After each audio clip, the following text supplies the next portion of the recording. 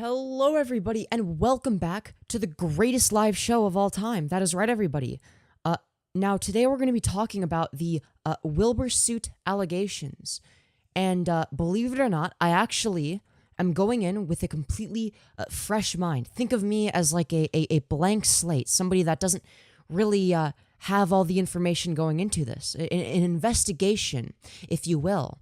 Now, with that being said, I always make sure to include timestamps in the description below, so if you would like to skip around for whatever wacky reason and you're watching the VOD, you're more than welcome to do that, though this is formatted like a podcast, so I do recommend watching/listening to the entire thing if you don't want to miss anything. If there aren't timestamps yet and you're watching the VOD, I'm adding them right now, literally as you're watching this. With that being said, yeah, I've been seeing this everywhere. Everybody has been talking about that. The allegations, I guess you could say. And apparently, a lot of people think that Wilbur is completely guilty. And then there are other people that are defending Wilbur, saying that he's either innocent or that there's insufficient evidence to prove that he's guilty. With that being said, I guess my take going into it, with the little knowledge that I have, in terms of dealing with allegations of these magnitude in general, the approach that I like to take is innocent until proven guilty. Obviously. Maybe not obviously. It is the internet after all. But that's the approach that I personally prefer and that I think is the most ethical and efficacious, and just the one that serves the most utility. With that being said, I apply this standard not just to the accused, but also to the accuser. See, if you accuse somebody of lying or making up accusations, that in of itself is an accusation that may or may not have insufficient evidence. So, for instance, if it's the case that person A says that person B committed grape against them, while it is true that you don't want to immediately condemn person B of committing grape, you also don't want to accuse person A of making it up, because you also don't have sufficient evidence to substantiate such a claim in either direction. Again, allegations go both ways. Just because there's insufficient evidence to substantiate an allegation doesn't necessarily mean that the allegation is false or that the person was lying. Somebody lying in of itself would also be an allegation you would have to prove. So there would be a different standard of evidence there, rather than saying simply there's not enough evidence. Not enough evidence is not proof of somebody lying, rather just proof of them needing more evidence. And that's basically what it boils down to. With that being said, I'm going to try to go about this in chronological order. I'll do my best, I guess, hopefully, but I removed him from my stream playlist. Is that so? Is that so? Yeah, I don't know much about the situation, but what I do know is that my methodology for observing and analyzing situations like these is immaculate. It's impeccable. It's flawless, as we all know. All jokes aside, of course, all we can do is look at the allegations and determine, is there enough evidence? His music is amazing. So I've heard. I do know that, yeah, apparently he makes music. But yeah, hello, Gaming Giant and Batal Crafter. I hope you're all having a fantastic Saturday evening. You know, Saturday evenings are fun. And they're cool and they're good. You know, I don't know, maybe that's just the person that is levying these accusations. Hopefully, we can get to the bottom of this. If not, that's okay, I suppose. We might not get to the bottom of it in this stream, so I have created a playlist that will end up being public after I finish this, called the Wilvestigation, because it's an investigation of Will. So the Wilvestigation just makes sense. I haven't come to any conclusions, so that's why it's called the Wilbur Soot allegations and not proof that Wilbur Soot is guilty or Wilbur Soot needs to whatever. I don't know. You get the point. I haven't I haven't looked into this yet, so that's the whole point of this. I'm going in with a fresh mind. Now, about a week ago, a video called Talking About Something More Serious, full Shelby Shubble VOD. It was originally 2/21/2024, so February 21. Okay, so it's about 33 minutes long, and I believe these are the initial allegations. Now, I do believe that there have been additional allegations that have been levied since then, but I'm pretty sure that Wilbur, when he responded on Twitter, was responding to this specifically. I could be wrong on that, so I will be investigating this. So, without further ado, let's get started, I guess. Yeah, I need to drink water. Hope you're all doing well today.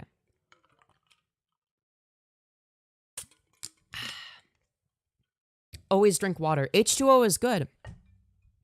And you know what? If you agree, if you think it's important to drink H2O, which you better believe it is, you better smash like to support the consumption of H2O. Unless you're complete cringe and don't understand the importance of staying hydrated. So, with that being said, oh boy.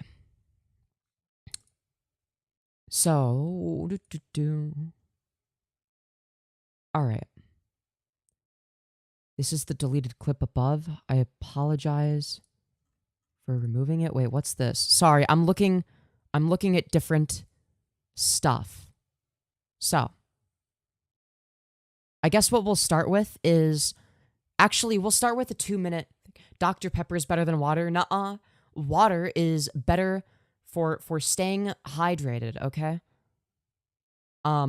With that being said, why is the Wi-Fi so fucky? It's like going down to 1 bar. I hope the stream doesn't lag. Anyways, that's a side tangent. Okay, let's actually get started. All right, I've been waffling, as British people say. I'm not British. You can tell because I have straight teeth. They're not crooked. I went to the orthodontist and got braces in my childhood. Okay, sorry, this is a whole side tangent. So I guess what we're going to be looking at first is a Shubble VOD clip. He started biting me somewhere else because, quote, it looked like he was abusing her. So this was uploaded 3 days ago, but the original VOD, I believe, was on February 21st, 2024. So that was when it was originally streamed. So here's what it says in the thing, okay? Trigger warning. The following depicts / discusses domestic abuse in detail, as well as mentions of bruises. Abuse is an actual crime. Be safe. Well, I'm glad that they specify that abuse is an actual crime. I didn't know that until today. Okay, sorry. That's such a nitpick. Okay. So I'm pretty sure this is the biting stuff. Hashtag Shubble support. So obviously the person uploading this supports Shubble and is condemning Wilbur. I would go home later and I'd tell him how uncomfortable I was, how much I didn't like being hurt all the time. And I needed him to really stop biting so hard. I didn't like it, and I tried telling him over and over again because he wasn't actually trying at all to not hurt me. Okay, so I want to make something very clear right from the get-go, all right? So in terms of Wilbur Soot and his response to this, he definitely doesn't deny any of the allegations, and we'll get into that because I have seen the part of the response he did on Twitter, I'm pretty sure, and it's definitely very sketchy. So anything she says will have some level of credibility, just so we're clear. Not that everything is 100% accurate necessarily. We simply don't know. I'm going to turn the audio up a little bit as well. Okay. Anyways, let's continue. But he said he would try at first. And then he started saying things like, it was my pain tolerance that was too low, or I'm exaggerating how much it actually hurts. He's not even biting that hard. I'm being dramatic. So, right off the bat, if this is true and what she's describing is accurate, which it seems to be true, but we're not sure yet, just based on what we've seen so far, don't want to jump to conclusions. In the position of Wilbur, if somebody is asking you, hey, please stop, this is painful, don't do this, the obvious response to that is, oh, okay, I will stop doing that. I will not continue this behavior. So, again, this is in the original VOD that he ends up responding to. Let's continue. But his biting escalated to a point where I was covered in bruises all over my arms, and they hurt, and he would poke at them for fun. And he even felt so comfortable showing off my bruises that he had caused to our friends because he would bite me so hard by accident. By accident, he would even joke that it looked like he abused me. And eventually he did acknowledge how bad it looked that I was covered in bruises all the time. So he stopped biting my arms as often. Okay, so it seems like he stopped after a while. We don't know how long he was doing it for. And he started biting my legs instead. Okay, never mind then.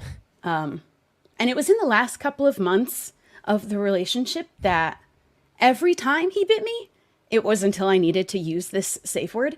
It had become his benchmark for when to stop. Okay, so if you're using the safe word, whatever the safe word may be, does he stop whenever you say the safe word? And did you have a discussion, a one-on-one discussion with him, talking about, hey, look, I know that you like, taking a bite out of my arm and eating my flesh, but that kind of hurts when you do that. And, there have been so many instances where I've had to say the safe word, and I'd really appreciate it if you could please just be a little bit more careful.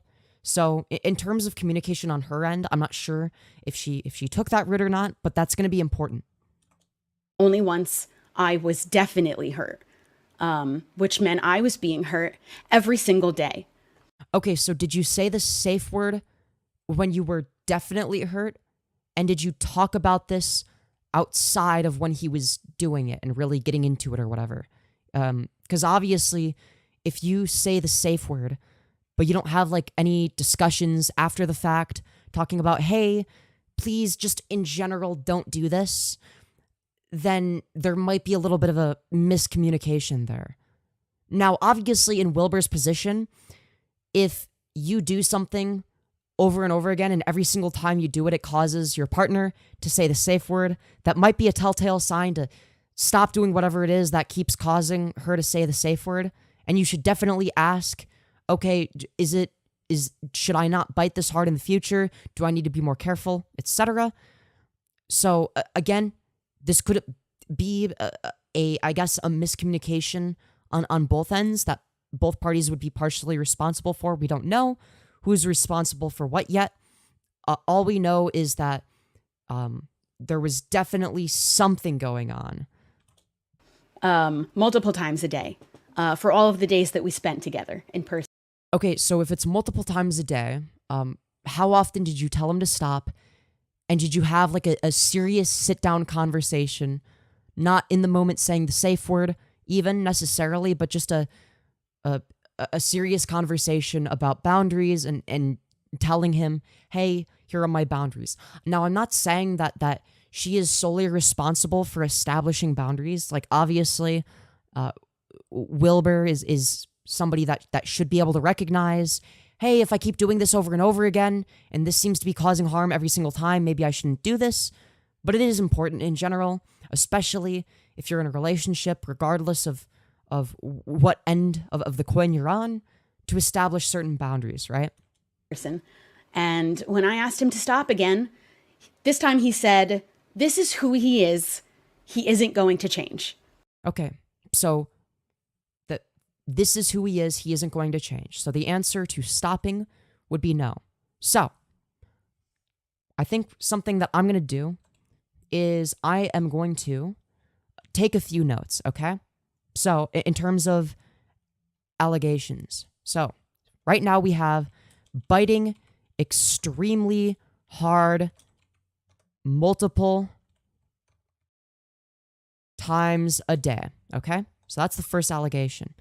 Second allegation is when Wilbur was told to stop, he refused and said that it's just who he is, right? So that's either something he said or something that he didn't say, right? And this is going to be important when we get into analyzing his response, right? So if his response doesn't deny certain things, it doesn't necessarily implicate him as guilty necessarily, but it certainly doesn't look good on his end. And it certainly could be incriminating against him. He could be incriminating himself. We'll see. Those were his words. Okay. Now, this is interesting. Okay, so the response, which apparently is linked in the description, is shown here. So there's also a link to it in the description. So I guess we'll go to that. Okay. So what is his response to these allegations? Okay. All right. Let's see here. Can I zoom in? Yes, I can. Okay. Here's what he has to say. In the past week, a series of allegations have been made over my conduct from an ex-girlfriend. I want to emphasize that, although I feel it fair to offer my perspective, this person's feelings are completely valid. So, right off the bat, this is not like an admission, just from this statement alone. Feelings being valid doesn't necessarily mean that they got all the facts right. So it could be the case that he's saying, if this is how you felt, I'm sorry that it caused you to perceive it this way. However, I do think you got some details wrong, right? So that's not logically impossible so far, okay? So let's continue. I have taken my time sharing this statement as I wanted to process and respond respectfully and with the hope to gain a deeper understanding of for the situation. Okay. During our relationship's final months, I regrettably became slobbish, disrespectful, and selfish. Now, what's interesting about this and why this is really suspect is because he's referring to things that are very ambiguous. It's like these I guess, nebulous accusations, right? It's not, here is directly what she said word for word verbatim and whether or not this is true. It's, oh, here's generally some negative characteristics that may or may not be associated with the allegations, right? Well, slobbish and disrespectful and selfish, I mean, that's not really clear. So that's the first main issue I have with this. So these actions caused a lot of my pain to my ex-girlfriend, and I've since sought therapy to address these behaviors, making significant lifestyle changes to rectify my past actions. Okay, so which actions did you or did you not do? That's what I want to know. Did you or did you not refuse to stop biting her when she told you to stop? That's what I want to know, because it's either the case that you respected that boundary and listened to her when she said stop, or you didn't, or she didn't establish that boundary. But it has to be the case that either it happened or she's lying. So let's continue, because I feel like that's something that ought to be addressed. But I don't think he's going to address this. I have come to realize how much my past behavior hurt this person, but I truly, compassionately believe I have made great strides from the person I once was and hope I can continue to grow and improve on this trajectory. So this really sounds like it's corporate speak. I don't know if he wrote this, if ChatGPT wrote this, or if he has a team of people that wrote this, but this looks really fucking bad. This looks really bad. This isn't to say that he's necessarily guilty, but this is probably the last thing you would want to do in a response, because it makes it sound like you are basically confirming every single thing that was said about you, including when Wilbur was told to stop, he refused to stop biting her aggressively and said that it's just who he is, right? Now, if that wasn't the case and that's not what happened, in a response, I would presume that I feel like it would be illogical for any innocent person to respond without addressing that specific claim. If you are innocent and you know you're innocent, you would directly address that head on and say, I think I might have fucked up in this relationship. I understand why she's built up this resentment, and I do apologize for that, but that doesn't justify lying about me, saying that I didn't respect her safe word and refused to stop biting her when she asked me multiple times. This is just false and not what happened. So if he was innocent and responding, he would most likely say something like this. So it is not necessarily implausible, but definitely illogical for an innocent person to respond this way. That's not to say he's guilty, but it's definitely worth considering. Let's continue, because I think this is definitely important. The allegation of abuse in the form of biting deeply shocked me. Throughout our relationship, I understood from our numerous conversations and text message exchanges on the subject that this behavior was consensual, playful, and reciprocally enjoyed. Okay, so in terms of his understanding of the situation, he's saying that he understood it to be the case that it was all consensual and reciprocally enjoyed. So, in order for this to be true, it also has to be the case that Shelby Shubble is lying. So, this wouldn't be a difference in opinions or perspectives, right? This would be either she's lying or she's not lying. Now, while this isn't the best way for him to frame it, I will say that this doesn't necessarily prove he's guilty from this alone, simply because it could be like an optics thing where he doesn't want to flat out say she's lying, even though that's what he personally believes, because he wants to be as uncontroversial as possible, right? That could be the case. We just don't know. I truly believe those personal message exchanges reflect mutual affection and understanding. Out of respect for her, I choose not to publish them and emphasize my perspective is not shared to diminish or invalidate anyone's feelings. So this is where I start to say, okay, well, hold on a minute. This is very suspect. Because if you're innocent and you're responding and you know that your ex is lying about you, wouldn't you want to share the personal messages that prove that your ex is lying about you? I don't see why an innocent person wouldn't do that. Why would you respect the person lying about you? Again, you could make the argument that it's for optics reasons, and that's why I'm not going to immediately write him off as guilty, but it's definitely suspect that he would choose not to publish them. Because if it's the case that his perspective is, quote, not shared to diminish or invalidate anyone's feelings, that seems like a little bit of a cop-out, right? Because whether or not you're being lied about is ultimately what determines if you're guilty in this situation. It's not a matter of how Shelby Shubble feels about the situation. It's a matter of whether or not she's lying about the situation that ultimately dictates whether or not you're innocent or guilty. So if you're innocent, then it's going to be the case that she's lying. And if she's lying and you're the innocent party, you would know that and you would most likely want to prove that. I don't see why you wouldn't. This sounds like corporate speak.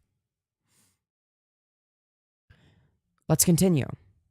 Instead, I share it in the hope that I can offer a genuine, fair, and relevant insight into my understanding of the situation. Okay, so your understanding of the situation is not a good way of framing this if you're innocent, because again, whether or not you were doing something after being told to stop, whether or not that happened, whether or not it was consensual, right? If she is saying that she explicitly told you to stop, it's either the case that she's lying and it was consensual, or she's not lying and it's not consensual. There's no miscommunication there. If what she's saying is true, she would be communicating properly that he ought to not do this any further, that he ought to stop biting her, and that that's a boundary she has set, and that he would be violating this boundary. So this wouldn't be an understanding of the situation. It would be whether or not that situation happened in the first place. It would be implausible for Shelby to be completely telling the truth in this case, but for it to simply be a misunderstanding. Again, if she's completely telling the truth 100% accurately, then it's not simply a misunderstanding of the situation. While I may perceive our interactions differently, I recognize that this person has processed and expressed feelings of hurt. I want to extend my sincerest apologies for any pain that I caused. This sounds like a cop-out, if I'm going to be completely honest. It's not a perception of the interaction, right? Again, she's either lying or she's not lying about quoting you verbatim. If she quoted you verbatim and is telling the truth, then you are guilty. And it wasn't a difference in perception. If she's lying, then that's not a difference in perception. That's just her lying and you having an actual perception of reality that you know is the correct version of events that she lied about. So that's not just expressing feelings of hurt. So what this sounds like, to me at least, is, and this isn't to say he's definitively guilty yet, but what this sounds like to me is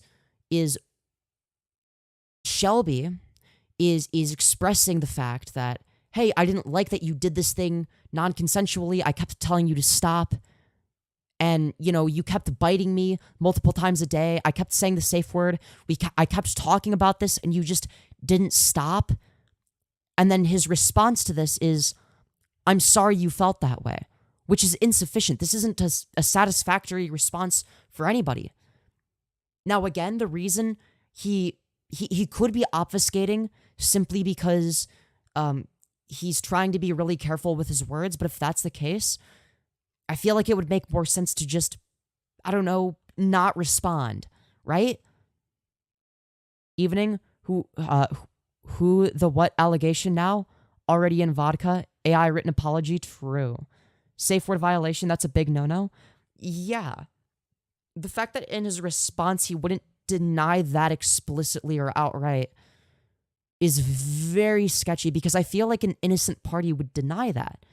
Would they not? All right, let's finish his response. I want to extend my sincerest apologies for any pain that I caused. I am fully committed to understanding and addressing her concerns going forward. Okay, well, if her concern is that you're violating consent, it's either the case that happened and you explicitly said, no, I will not respect your boundaries, which is what she accused you of, or you didn't say that. That's not understanding and addressing her concern. That's just, it either happened or it didn't. That's not like a difference in perspectives. Again, that the law of excluded middle, okay, dictates that it either happened or it didn't happen, okay? There's no in-between difference in perspectives there. I hope my perspective sheds light on this situation without detracting from its message. Again, this sounds like it was written by ChatGPT. Like if I asked ChatGPT to write a YouTuber apology for violating consent, I feel like this is what it would write. Am I crazy? I am dedicated to earning and maintaining the trust of those around me, and I hope to continue to be held to these high standards I wish to attain and maintain. From Will. Well, if the high standards are actually not high standards and just please don't violate people's consent, then that's not high standards you're being held to. Now, if she's lying about that, you would want to say that. So, it is very illogical for an innocent person to respond this way. And while this isn't outright an admission, I would definitely classify this as self-incrimination, right? It's not an admission, but it's self-incriminating for sure. So, with that being said, this tweet was posted on February 27th of 2024 at 9:51 a.m. So, what I'd like to know, because I actually, when I was talking about Lolicon Lerix, saw that he was streaming and he was talking about this specific situation. And there was a lengthy document that he read out loud, or he read part of it out loud.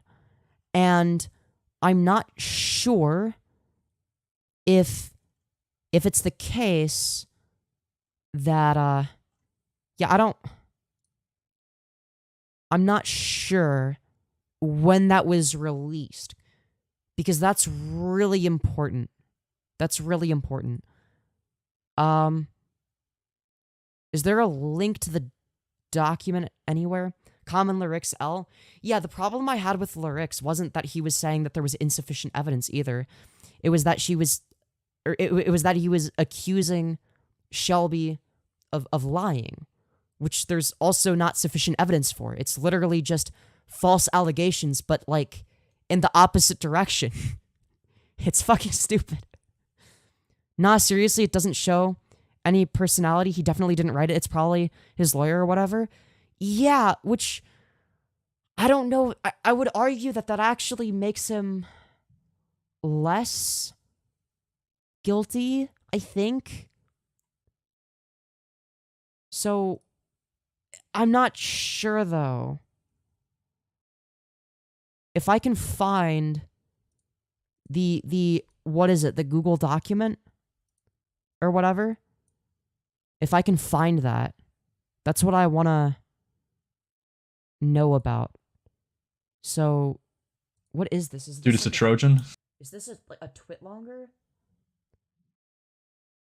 I don't know. Oh, is this from a different person? Oh, this is from somebody named Piper.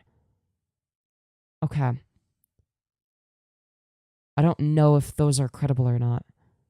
But I'm assuming this is in response to Shelby. Damn. Okay, is there any evidence? Okay,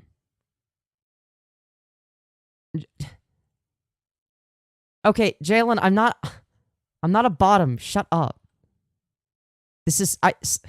Look, just because I have my fucking sleeves over part of my hand does not automatically mean I'm a bottom.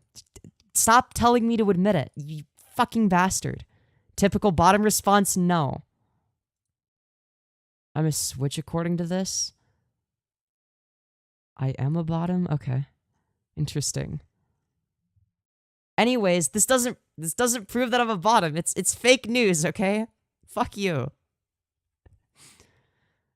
Bottoms go to the deepest part of hell. Nuh-uh. You are? I'm not! One, yes, you are a bottom. I'm not. Two, you're a brat. I'm not a brat. Three, who's the guy we're mad at tonight? Wilbur Soot, allegedly. It's a verified fact. It is not a verified fact. It's not verified. Fuck you. Also, I just noticed there's more concurrent viewers than likes. Chat, can we fix that? Sorry, anyways, let's continue. Oh my god.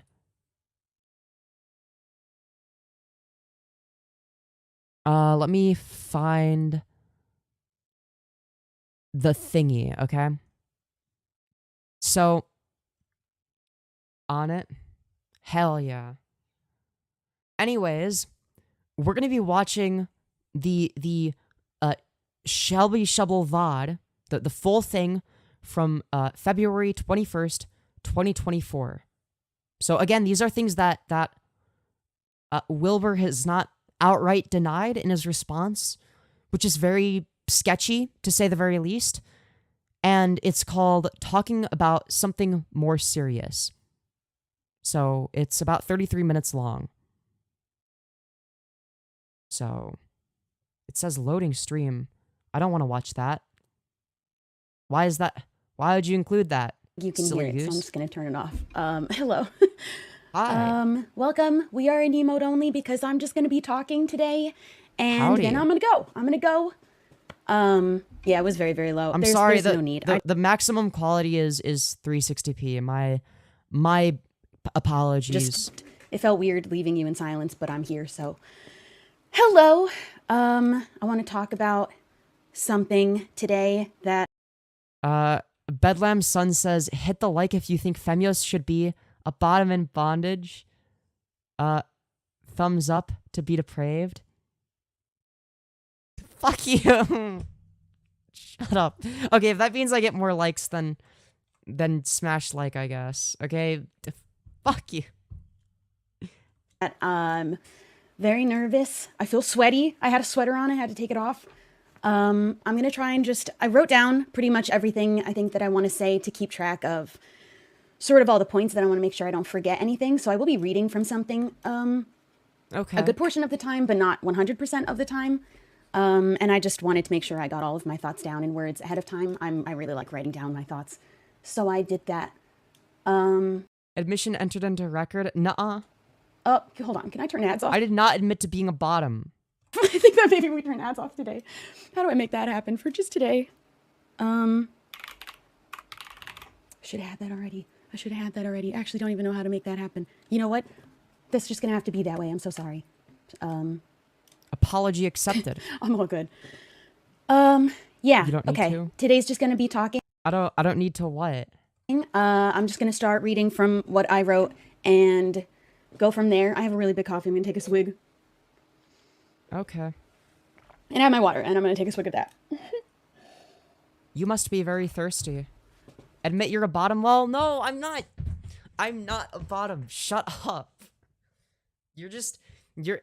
We're talking about false allegations here. And look at this outfit and tell me right now, does this look like something a bottom would wear? Okay. The answer is obviously no. A bottom would never wear anything like this. Okay. This is what a peak alpha male Giga Chad wears. Okay. That's a fact. Okay. All right. I don't want to. Hot. Why? Thank you. Ropes, gags, that outfit. A shocked look and torture devices, yeah. Bro. Chat, why are you like this? Chat. I love how there's also this random person saying, admit you're a sinner and repent. Warned you, vodka. Oh. I have always liked telling my different experiences that I've had. I'm a sinner. I do not repent, Sam. You can't get into heaven if you are wearing that nail. My nails aren't even painted. What? Also, my hands are kind of red. Kind of cold. In dating. That's why I'm wearing the arm warmer thingies. Because it feels important to me to share what I've learned and maybe help other people to not Fuck it, Femyoz. Paint my nails. All right. Sorry. I need to stay on topic. make the same mistakes that I have before. I'm 30. I've dated a lot. I've gone on a lot of dates. I keep trying. And it's unfortunate that a lot of Being a bottom is the biggest sin. my dating history. Chat. You're distracting me. There were a lot of bad Stop people that this. tried to manipulate or control me. But that's not to say that every person that I've dated has treated me poorly. Some people just weren't the right people. And speaking out about my bad experiences has never felt as important as it does right now, because silence has always brought me peace. And this time it feels like my silence is not keeping my peace. It's only keeping somebody else's peace. And I never thought that I could be the kind of person to end up in a situation like I did. I never thought that could happen to me. And so for me, this is important to avoid a similar situation entirely, because the truth is, it was dangerous. There was were dangerous, okay. a lot of things wrong in this relationship that I endured some pretty terrible treatment. And I might touch on some things here and there about that, but if I feel like it's important to the overall context. But what I want to stay focused on is this specific issue and the things that happened matter-of-factly and the things that people saw and witnessed. Okay, this is why it's very suspect that Wilbur doesn't outright deny anything, right? It's not necessarily an admission of guilt on his end, but again, this is the thing that he responded to by saying basically, I'm sorry you feel that way, LOL, right? Like that, which doesn't really address any of the things that she's saying. Like her video here is, this is what happened. It's a matter. It's a matter of facts. Okay, that this is a fact. Here is what happened in chronological order, right? Where she's trying to get to the point, kind of. Maybe she's waffling a little bit, but it is what it is. Whereas Wilbur was avoiding talking about specific things, which is really suspect. Happened matter-of-factly, and the things that people saw and witnessed in our circle. It took me 10 months. So there are people that witnessed and saw this, right? So this is going to be something that I will specifically hold her to, I guess, but I will also keep it in mind, just broadly, just in the back of my mind, I guess. Months after to heal, and I spoke with multiple therapists and tried different forms of therapy. I tried somatic therapy. That one was actually really good for me because that one actually helped me release a lot of built up anger I was having over the last year. But the anger that I was feeling was for myself because I felt like I should have known better. I felt so stupid at myself for sort of just staying through all of this. I mean, at the end of the day, it's just an example of Stockholm Syndrome, if this is the case, right? Like, if you're in, like, a shitty relationship, you might not leave, even though from an outside perspective, it might be obvious, like, oh, yeah, you should probably leave, right? And I shared my story with a lot of friends after I started talking to therapists. And she's just off topic because she doesn't like talking about it. Yeah, no, like, I'm not saying that the contrary would be true, right? I was like, so a little bit of lag, but it seems better now. Okay, yeah, chat, let me know if it lags. This thing happened, and I wasn't really sure. It just seems weird now to me looking back, and all of them told me exactly what was happening in the words that I was too afraid to use. And I was being hurt in my last relationship. And it took me all of that time to see it through that lens. I even posted an anonymous story to Reddit that I have now deleted with an anonymous account. But in posting that, I found a dozen other stories that were exactly like mine, exactly the same way. Okay, this is important. This is important, okay? Reddit post. Reddit post. In fact, I'll even write this down. Look for Reddit post. Okay. In my little notes thingy, all right? Because if there is evidence of this specific Reddit post, I'd like to see it. Because this would actually confirm at the very least that, like, this isn't something that just, like, completely came out of the blue or whatever, right? I feel like that would be important. To Reddit that I have now deleted with an anonymous account, but in... No. She deleted it. Why? In posting that, I found a dozen other stories that were exactly like mine, exactly the same way. And all of the comments said exactly the same thing. Okay, so I'd like to know, why was the account deleted? Does she have a reason for having deleted the account? I want to know that specifically. Because that would be crucial evidence that would really incriminate Wilbur if that could be found. This sounds standard language to approaching stuff one doesn't want to talk about. Can't count how many of my girls' conversations started with this kind of circling. She was scared. I guess. I don't know. I guess we'll have to see what her reasoning ends up being. And And also mad at myself because I was lying too, at a certain point to protect this person because I. Okay, this is interesting. Lying to protect Wilbur at one point. Interesting.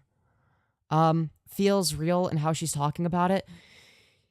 Yes, but at the same time, that's not evidence in of itself, or it's not strong evidence. Like, obviously, in terms of how genuine it feels when she talks versus Wilbur's response, I'm more inclined to believe her. But again, the standard of evidence isn't the preponderance of evidence, right? It's guilty beyond a reasonable doubt for something as serious as this. So I'm not just going to go based off of vibes alone or who has slightly better evidence, right? I knew that if I told my friends the truth, it'd make them look really bad. I didn't think that I would cry. And I practiced saying all of this and I didn't cry, but it's easier to practice it when no one is listening. But he always cared more about how it looked, and that was really important, not what was. Okay. Cared more about perception. Interesting. Than anything else. Okay. Was true. And it was really subtle. When I hear about about physical abuse, I think of hitting. I think of hitting and punching. So I thought that this wasn't violent enough to be abuse. I thought that it was just like a constant accident that he kept hurting me. This is inadvertently really, really good evidence on her end. So if she's making this up, this is really smart. And what this tells me is, if nothing else, it makes it more believable. That's all I'm going to say, is the fact that while it was happening, she didn't think of it as abuse. She downplayed it. She thought it was by accident over and over again, and that he kept accidentally hurting her, and that just so happened to be the outcome. This sounds like an accurate description of an abusive relationship. This doesn't sound like something somebody would make up. But he's not hitting me. And it didn't start as something that he did to hurt me. He had this habit of biting, which is so weird to me now, but he said that he had had this habit since he was a kid, and even his mom said that that was true. And he said it was just affectionate, and that might have been... Saying it's affectionate, even though it was non-consensual at the end, right? Coming up with reasons like, I've always been this way, this is just how I show affection, etc., would all be justifications that he would provide for himself and his partner for doing such a thing, right? And he definitely didn't deny it, to say the very least. The fact that he would acknowledge that this is her perception of the case does prove that he definitely bit her in a way that caused harm to her. This is undeniable. If this wasn't the case, if this was all made up, he would have denied this. So, at the very least, we know for certain, at this point in time, that Wilbur was definitely not completely innocent, and definitely did do things that ended up hurting her, even if it was by mistake. Again, if these allegations were false and it wasn't the case that he bit her, it would make no logical sense for his response to be, "I'm sorry you felt that way." The logical response of an innocent party would be, but that literally didn't happen? When did I ever bite you? That, like, this just didn't happen? When did I say that I wasn't going to stop biting you after you told me to stop? That didn't happen? I feel like that's what an innocent person would say. I mean, I think that might have been true maybe at the start, but I also feel that I have good reason to believe that every part of it was a lie, but that's just my personal opinion. And I had no problem with just biting. That isn't even the most uncommon thing. But he did mention something early that I should have taken as a red flag. No problem with just biting. So what this demonstrates is, okay, it's going to be the extent to which the biting occurs, how hard the biting is. That's going to determine whether or not it was harmful, firstly, and B, if she continuously says, please stop biting me this hard, and he continues doing it, then that would be the problem, is that he would continue doing it, right? And he wanted to make sure that I was okay with him biting me because he didn't want me to come back later and say that he abused me. So this is, I guess, the first thing that I take issue with is he wanted to make sure I was okay with him biting me so that I didn't go back later and say that he abused me. So I'm going to write that down. He made sure that I was okay with him biting me so that I didn't come back later and say he abused me. This is a little bit suspect. Not saying that she's making this up, by the way. But it is kind of strange that she would say that it's consensual. He made sure that I was okay with this so that I wouldn't say that he abused me. But later she goes on to say that actually I wasn't okay with this. And I said, please stop. I'm not okay with this. And he continued to do it. So this would actually be kind of a contradiction on her end. It sounds like she knew that. She never communicated to him that she thought it was abuse the entire time. The logical response is, I fucked up. I didn't mean to fuck up at all, but I did. And take responsibility. Honestly, I agree with Fem's take on this. Abuse. The abused usually make excuses for their abusers. It's a self-image defense on their part, not willing to admit a lack of agency. Right, well, I'm saying, like, in terms of the logical response, if he's innocent, would not be, I fucked up. It would be, this didn't happen and this is a lie, right? If he is guilty, the logical response would be, not the logical response, but the correct response, I guess, the morally correct one that I could get behind is an apology and a direct admission. This weird in-between of not really admitting to anything, but also not denying anything when you know for a fact it's either the case that this happened or it didn't happen is a bit strange. She told him to stop either way. I would assume so, yeah. But she's saying also, word for word, he made sure that I was okay with him biting me. He made sure I was okay with him biting me. So did he stop making sure that that was the case? And also, if his motivation was so that she didn't come back later to say that he abused her, then why would that change? The fact that he didn't deny anything is really suspect? Absolutely. Absolutely. Which I thought was really weird, considering he had never hurt me before. And so why would I call it abuse? And why was he thinking about that? And I thought he was being sweet, checking on me to make sure that I was still comfortable. But of course I was, because he hadn't hurt me. Okay. So she was still comfortable with it at this point in time, wasn't hurt by it, and he was making sure she was okay with it at this point in time. Interesting. So it seems to be the case that nothing had been communicated yet. Everything was all hunky-dory, right?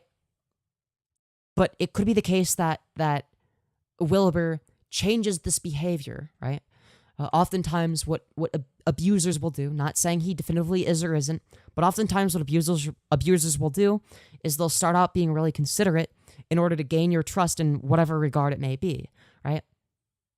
And then they inadvertently hurt you in ways that you believe are by mistake and are completely inadvertent because they've seemingly, in your own worldview, established precedent for doing the opposite, for going out of their way to not hurt you, right? So this doesn't discredit her by any means. It is a nitpick. And why would I think he ever would? And then he did, for the first time, by accident. And I don't specifically remember the actual first time that he bit me too hard by accident because I didn't think that it would be significant. I thought that it would only happen once. And he started biting me more and more over a period of time, sort of throughout the whole relationship. And accidents of him biting too hard and really hurting me happened more and more frequently. But he always seemed genuinely sorry. And he decided that he didn't want to keep accidentally hurting me.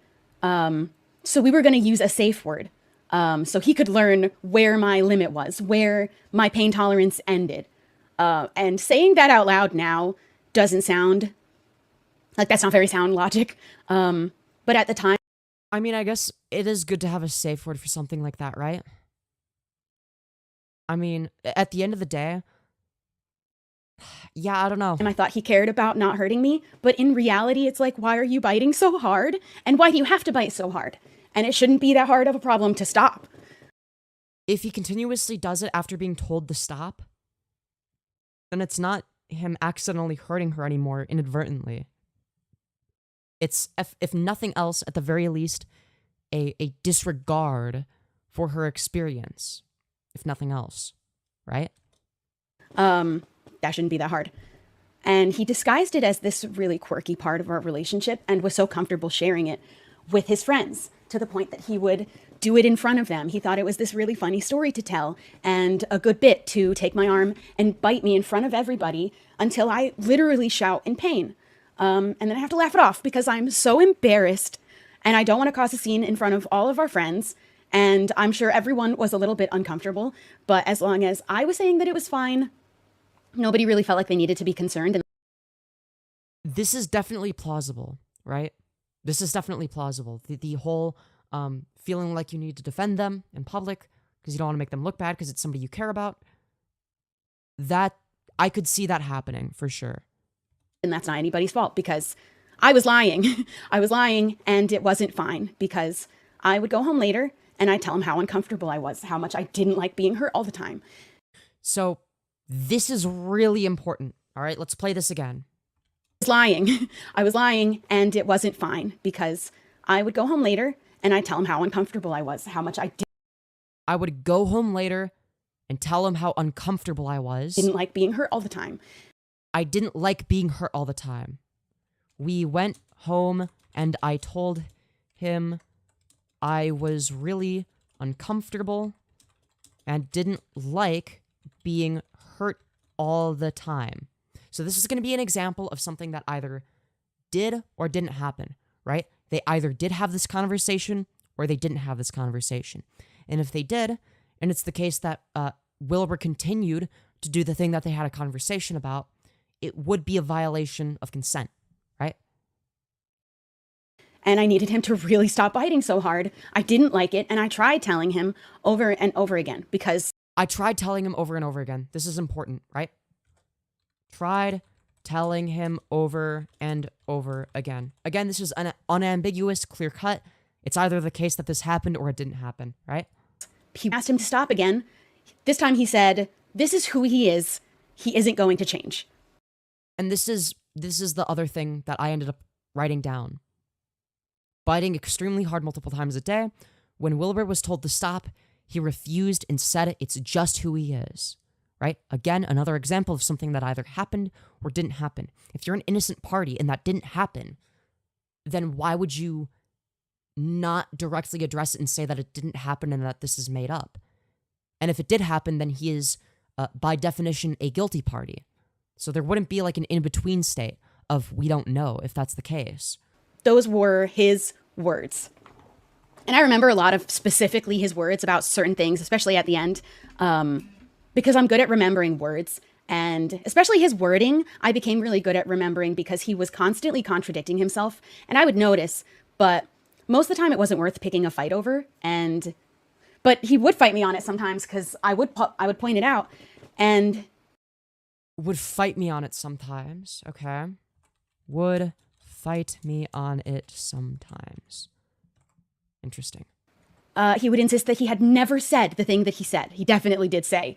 And then he would say something like, "How are you so sure you're remembering correctly? Why are you always right?"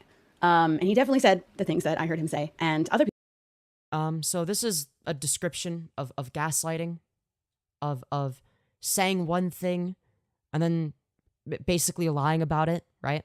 this is a common abuser tactic that gets used quite frequently. People heard him say. So he had now at this point weaponized the safe word and was using it to ensure that I was hurt and on a constant basis. And he wasn't sorry anymore. I couldn't even tell you the last time he had apologized for doing it anymore, because now sometimes he would bite me and I would yell out the safe word because it hurt so bad, and he'd clamp down even harder. Okay, this is really fucking important, okay? This is really important. I want to replay this because this is key. Sometimes he would bite me and I would yell out the safe word because it hurts. Sometimes he would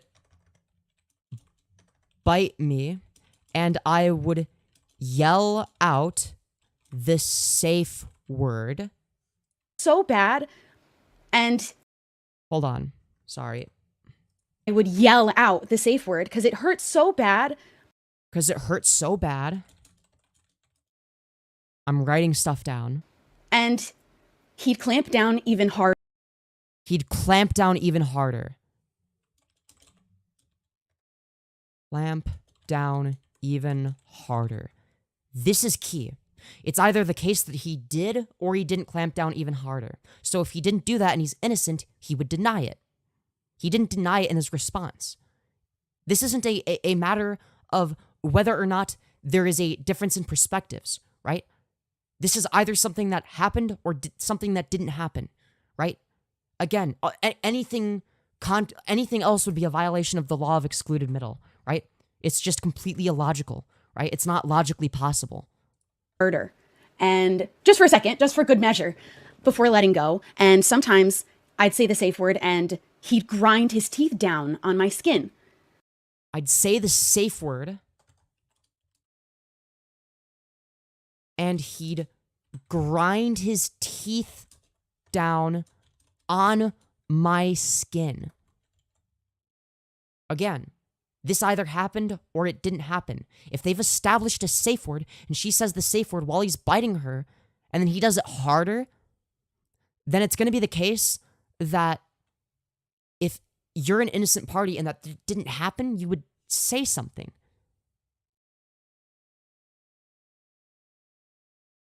Dear fuck, you never weaponized the safe word. That's a total consent violation. Absolutely. This isn't just like a matter of perspective. Either this happened and Wilbur is an abuser, or it didn't happen and he's innocent. And if it didn't happen and he's innocent, why would he say, I'm sorry you feel this way?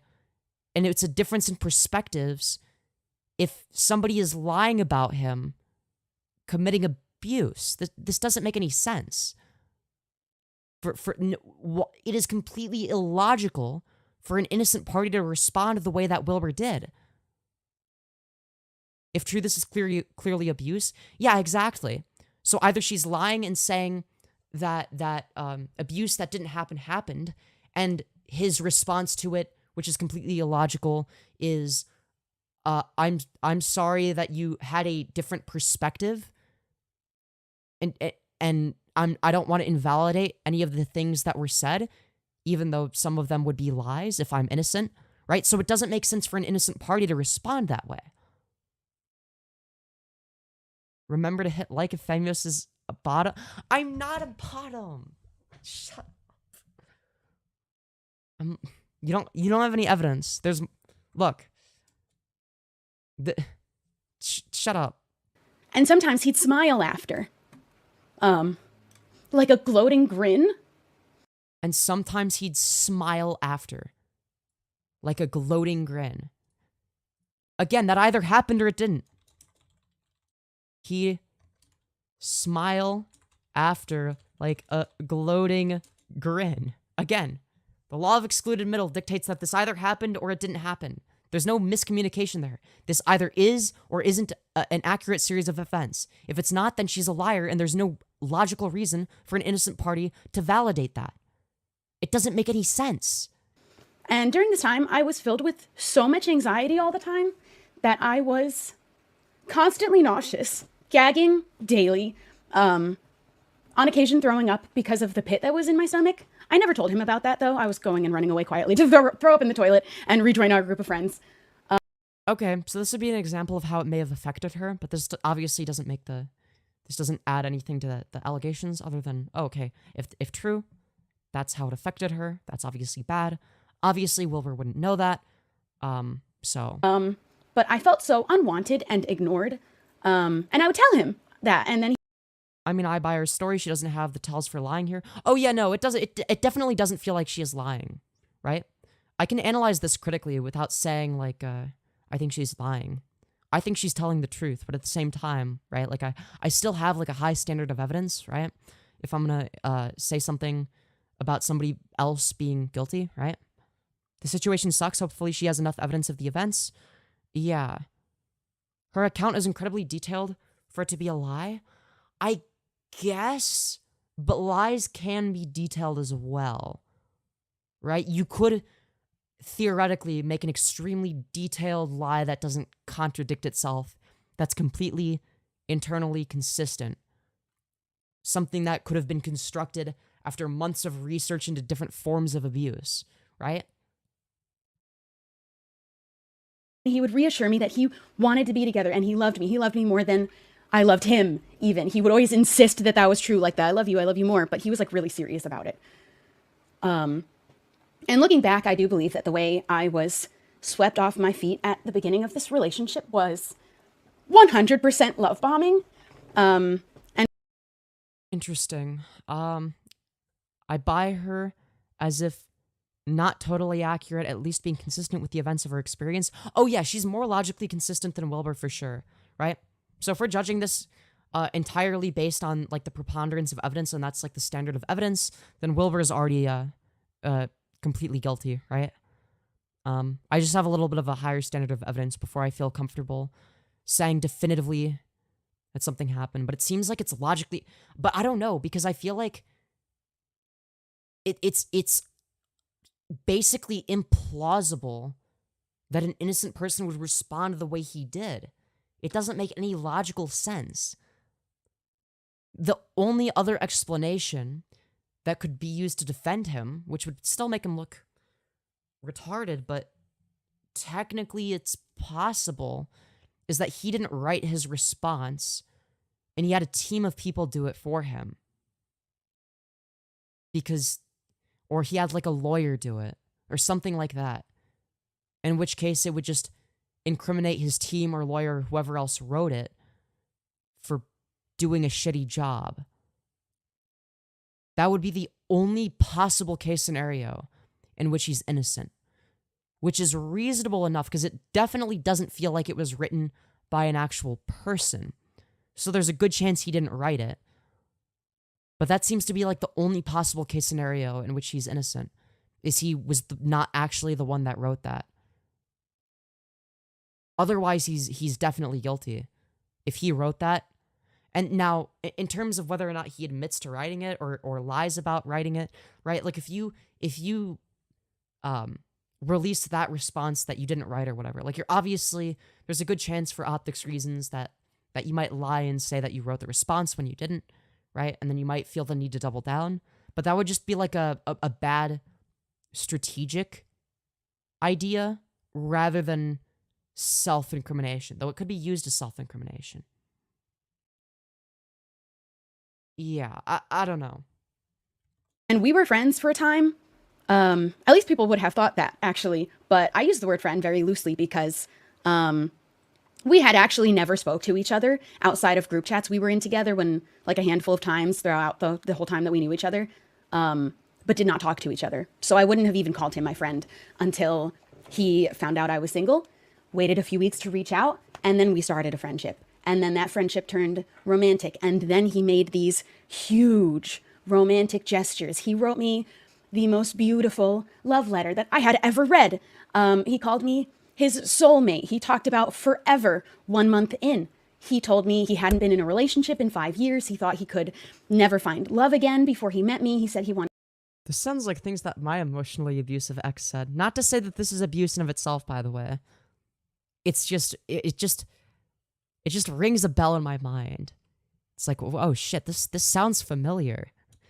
So, again, something sounding familiar doesn't prove somebody else that's being accused is guilty, but it's definitely something that makes me more inclined on a personal level to believe her. Wanted someone to grow with. He wanted to be a dad. He had all his names picked out. And I didn't have a preference because my feeling of it is if the timing is right and with the right person, I could. But if that doesn't work out in time or the time, you know, I'm not super pressed about it. But I started opening my mind up to the idea with him because it seemed so important to him. And I kept trying to talk to him to figure out where he was later on when I could tell things like were declining. And now all of a sudden he's telling me he's not sure he wants kids at all. In fact, he has never been attached to the idea of kids. And I told him that isn't what he said before. And he said he's allowed to change his mind. And I'm of the opinion that in a relationship, there are a few things that you are not actually allowed to change your mind without letting your partner know. I think that kids is one of them. It wasn't even important to me. And I think marriage is one of them. So I brought that up next. And I asked if he still wanted marriage. He said he wanted to marry me. And then he said, now, I'm not quote, I'm not the commitment guy. You know that. I didn't know that. Why are you dating me? Yeah, I mean, obviously this is not as substantial as, like, the biting thing. This is more along the lines of, like, okay, like, this just describes, like, a, kind of like a shitty-ish partner. But I wouldn't classify this as abuse, right? Like, you can do bad things as a partner or have shitty communication without being abusive. So this in of itself isn't that important, so that's why I'm not writing anything down. In fact, he was telling me Kids to not kids, wanting kids to not wanting kids, that's a total rug pull. I guess, but it could be the case that he genuinely changed his mind on that and was just, I guess if you're in Wilbur's situation, it does, yeah, that would, I wouldn't say that makes him, like, guilty or intentionally gaslighting even, in that specific scenario. Because it could be the case that he changed his mind, but he was really anxious to tell her, so he avoided telling her for as long as humanly possible, simply because, you know, that gave him anxiety, so then there was a lack of communication. That's not implausible, at least not in a vacuum. The exact opposite every day. He would tell me he still wanted to be together. He wanted to work on all of the problems. He sold himself, according to her, as wanting kids, but then said he never wanted them. Okay, yeah, if he's saying that he never wanted them in the first place, then you're correct. I guess I didn't pick up on that. So if Wilbur watched this, maybe he didn't either. I'll give him the benefit of the doubt, and I won't use it against him. He wanted to, like, he wanted me at the end of everything. He did not want to break up. He made that very clear. And I have, though, caught him in lies before, but usually it was small stuff. And I didn't want to, it wasn't anything that ever seemed worth rocking the boat. This, even though it sounds sort of insignificant, is actually really important. Okay? If you're in an emotionally abusive relationship, one of the first things that they will do is gaslight you. And they will start out with the most insignificant, worthless lies where it's like you would have no reason to lie about it. Like, for instance, it could be the case that you're in a relationship with the person that's going to gaslight you, right? And the gaslighter says, actually, we went to this restaurant on Saturday, not Friday. So from your perspective, I mean, this is somebody, like, from my perspective, if I'm being gaslit, I'm going to be like, okay, well, they would have no logical reason to lie about this. And they've proven that they're trustworthy. So I'm going to go with their intuition over my intuition, right? But then you start to lose, I guess, the ability to intuitively know or remember things. You don't trust yourself or your own judgment or your own recollection of events. So this is actually a really important point. And trust me, when I say this, when you get out of an abusive relationship and you realize that you were being abused, everything is so fucking clear. It all becomes so obvious, right? You regain your intuition. It's like this weird flood of intuition where you just fucking know. And you remember all of the specific details of instances in which you questioned yourself, where you realize that, oh, shit, I was actually right the whole time. They were lying, right? That's ultimately what happens. So, caught him lying many times about inconsequential shit, basically. Okay. Interesting. Over, which isn't normal for me. I hate lies, and yet I ended up lying for him. So, but he had lied about big things, and he had also been caught lying by his friends numerous times. So this is something. Okay, so he lied about... Okay, this is also important. Lied about big things and got caught lying multiple times by him. And if it didn't happen, then she would it would necessarily be the case that she would be lying. So it's either the case that she's lying about all of this, and that Wilbur is saying, I guess it's a difference in perspectives, but he would know from his perspective that she's lying, or she's telling the truth. And he was just avoiding as much responsibility as possible by saying the most vague thing imaginable. I'm more inclined to believe the latter. Again, the only alternative explanation is that he didn't write it, and that his lawyer or team of people or ChatGPT or whoever the fuck wrote it for him, and now it would be reasonable from his perspective to not want to admit to that. It would be reasonable because that could look really bad optically. That's the only possible explanation, though. That would make any logical sense. Something that he feels is acceptable to do. And everything reached a breaking point when he was about to leave for an extended period of time. Gotta go, kitten just yeeted his furry ass into the river again. All right. I hope you enjoyed your stay, Badlands son. We were not going to see each other very much, a few days out of every few months. And now suddenly he is dumping all of these problems that he has been having feelings about all of this time later. At one point he said he's been feeling this way a couple months. At another point he says he's been feeling this way for 6 months, immediately contradicting himself in the same conversation. And with no time to do anything about it. I arrived, never mind, I'm going to get to something later, but I literally arrived for 3 days. Again, if you're an innocent party, if you're Wilbur and you are innocent and you know you're innocent, the best thing you can do, even after giving the worst possible response on Twitter, the best thing you can do if you're innocent, assuming he is innocent, which it's looking kind of bad, is make a response video that goes over every single allegation and confirming definitively whether it is or isn't true. If it's not true and she's lying, just say that. If it is true and she's not lying, say that. That's all he has to do.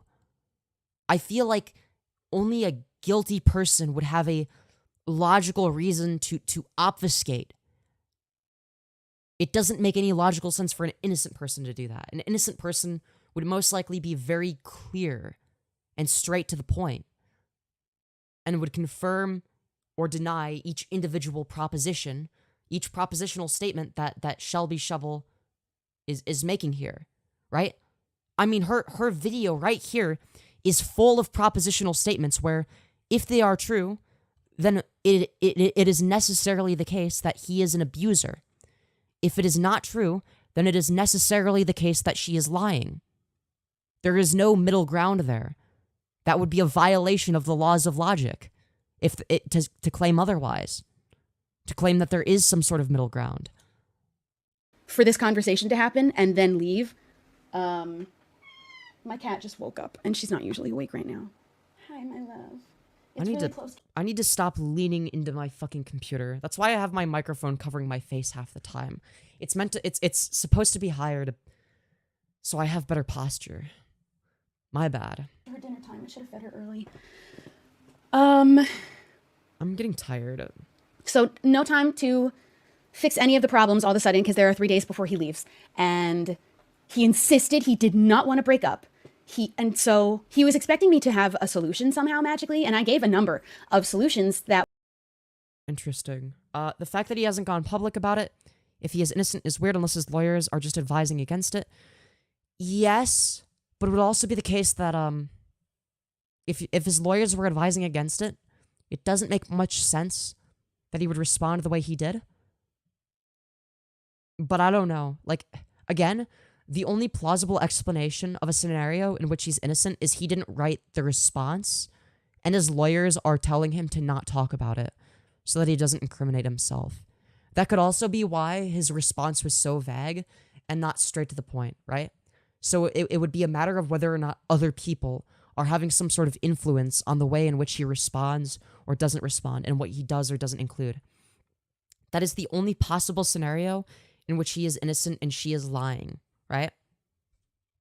That would have a way forward for us to be together, but he refused to make any compromise whatsoever. And he said that the relationship was starting to feel like a responsibility. Okay, refused to make any compromise whatsoever. Again, either true or not true. Refused to make any compromise whatsoever. Okay. Towards the end. Also his words. So it wasn't a responsibility the whole rest of the time to him. And he was at this point basically flaunting that he would never prioritize me over anything. Was flaunting that he would never prioritize me over anything. So if this is true, again, it's just going to be an example of what I would consider abusive, which is basically making your partner feel worthless, because if you decrease their self-worth, you're able to get away with more abuse because their lowered self-worth enables you to do more things because they view it as something that they deserve. Sup, beautiful? Sorry I've been missing streams. No worries, little Jared. And watch as much or as little content as you want. Anyways, let's continue. She's eating my laundry. Please don't cause problems. And I wasn't even asking for literally even the bare minimum. I was asking for so little. And I was watching him give exactly what I was needing in the relationship all over the place to anybody else who just happened to ask and just wasn't me. So, and he was never going to prioritize me over anything that would give him more fame or money. In fact, he said that himself. Okay, so. All right, this is important. Wilbur specifically said that he prioritized fame and money over her. So, again, he either did or didn't explicitly state that. There's no logical middle ground there, right? It's something he either did or didn't do. That was exactly why he was not going to compromise at all for a solution for us to be together, because he said he wanted to see how much fame and money he could get. And I just thought we wanted to be together. I thought that's what we both wanted, because that's what he was still saying he wanted too. But then he also admitted to me that he had grown to resent me. And I have to be thankful that he said that bit out loud.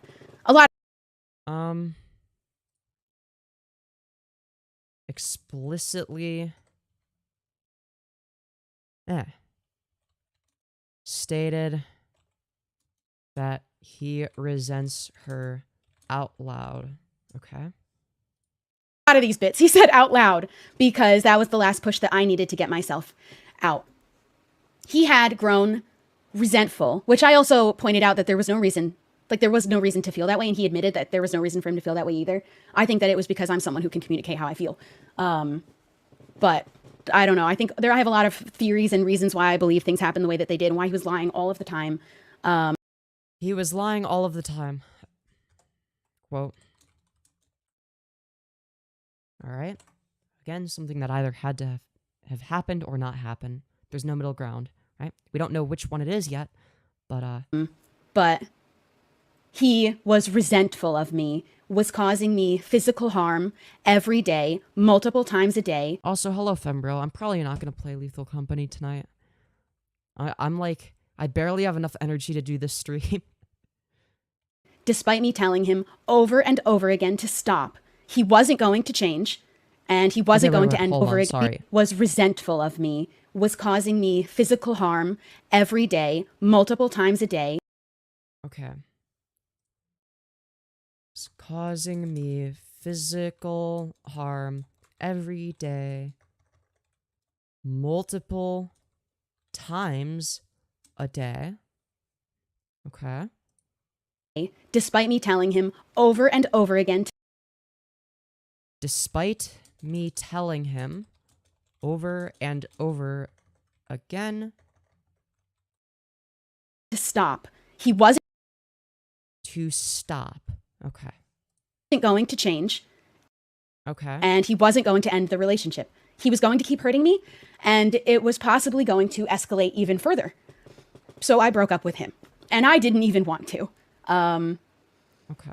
Because I couldn't even see for such a long time after what it really was that had happened, that he had abused me.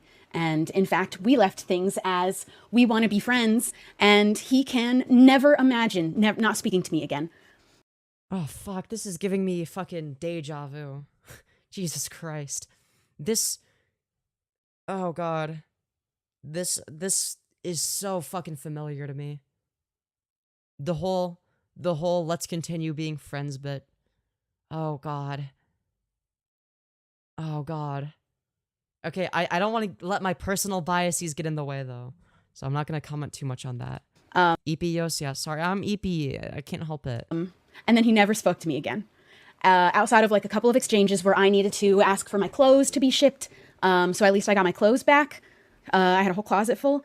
However, he did throw away all of my other things. Okay. He did throw away all of my other things, right? Again, it's either going to be the case that that happened or didn't happen. Without saying a word to me about it. Hundreds. Without saying a word to me about it. Of dollars of things from my office. Hundreds of dollars of things from my office. Okay. Okay. Were trashed without a word. And I didn't block him till 10 months later because I wanted an open door still. I really thought I wanted to be his friend. Okay, wait, hold on. This seems irrelevant, but I'm going to replay this just because Trashed without a word. And I didn't block him till 10 months later because... Okay. I didn't block him until 10 months later. Reason I'm writing that down is because chronological order for things is important, right? So having like a general idea of like what the time frame looks like can be really useful. It can determine whether or not somebody's telling the truth a lot of the time, right? So if there's like an inconsistency in like the time being told or like the time frame, that's like usually like a red flag, right? So that's why I always write shit like that down. So we know that she specifically, according to her at least, blocked him 10 months after he threw away her stuff, okay? I wanted an open door still. I really thought I wanted to be his friend. But I don't feel that way anymore. I do believe he was bottling up so many emotions, and he would never talk about how he felt. I think he even, I mean, he did admit that he felt like he couldn't say it any sooner. Like there was just no possible way to say how he was feeling sooner than the absolute last possible chance, like not even a chance, because 3 days before he left, that was actually a lie too also. He didn't leave for another week after I left. He brought me in, had this 3-day conversation, he was supposed to leave, and then he stayed for another week before. Okay, I'm not gonna write all this down actually.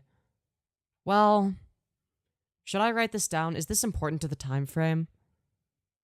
I think if we're looking for logical inconsistencies, then yes, actually. How he was feeling sooner than the absolute last possible chance, like not even a chance, because 3 days before he left, that was actually a lie too also. He didn't leave for another week after I left. So, Wilbur said he was gonna leave. Wait, hold on. 3 days? say how he was feeling sooner than the absolute last possible chance, like not even a chance, because 3 days before he left, that was actually a lie too. Also, he didn't leave for another week after I left. Okay, he didn't leave for leave for another week until I left. Yeah. All right.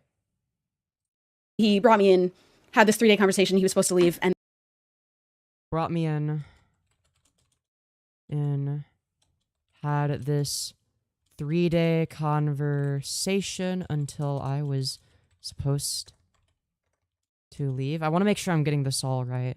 and then he chance, like not even a chance, because 3 days before he left, that was actually a lie too. Also, he didn't leave for another week after I left. He brought me in, had this 3-day conversation. He was supposed to leave, and then he stayed for Oh, he had this 3-day conversation where he was supposed to leave. Okay, wait. All right. another week before he left, with all of the friends that I was also meant to see, but he had lied to me about the dates too. But I do believe that that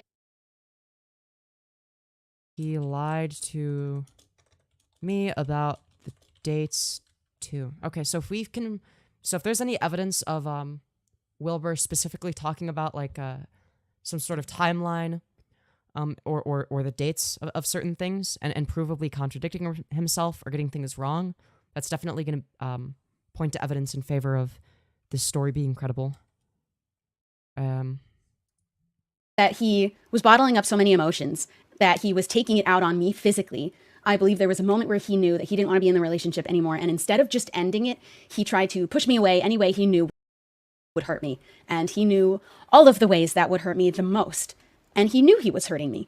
There was no way that he didn't know because of the safe word that he made. And he just didn't care. He was hurting me and he didn't care. And even looked like he was enjoying it sometimes. And I can look back now and I can see all these instances that were really major red flags. There was this one time that he pinned me down and asked me to try my absolute hardest to get him off of me. And I... Okay.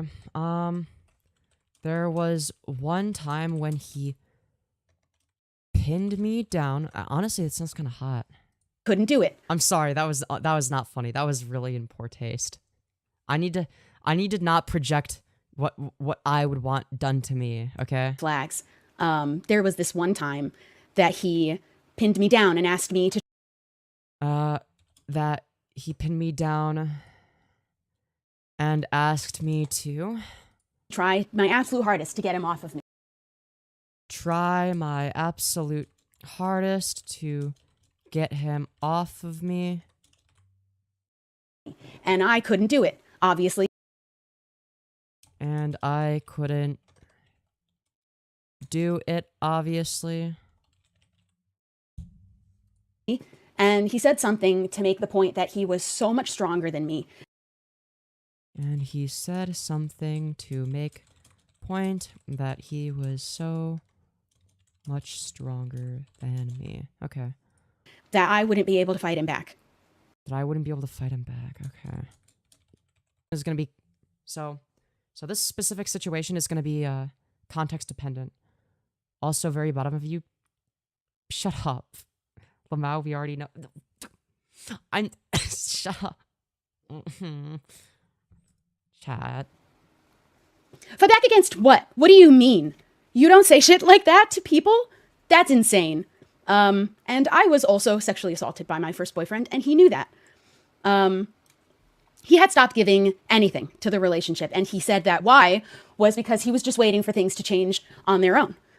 He said he also didn't have the time or energy anyway to do the things that I was asking for, but then would constantly make any bit of time and energy for anybody and anything but me. And he would say he wanted more quality time. So then I would try to arrange things for us to do online because we were long distance, but then he would complain that he doesn't want to spend all of his time on the computer anymore. Yeah. Again, if this happened, this would be an example of like the whole push and pull technique, as I like to call it, where it's like you say that you want more quality time, you're like pulling them in, but then going out of your way to avoid them as much as possible. And then we'd be there in person, and all he wants to do is stay inside, play games on his computer, watch movies, He doesn't want to go out.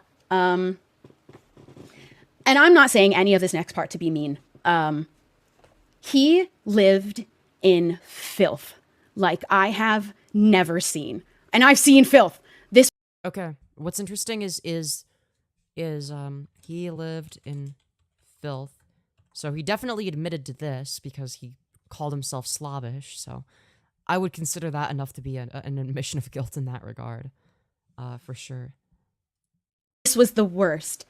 He would spill things on the floor and never, literally never, clean them up.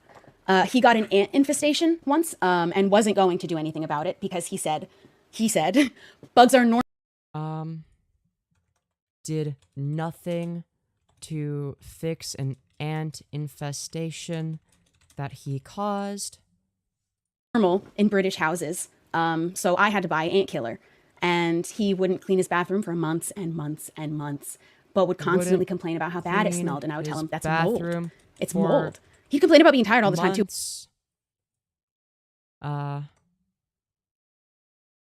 There was mold in the bathroom because of him. Okay.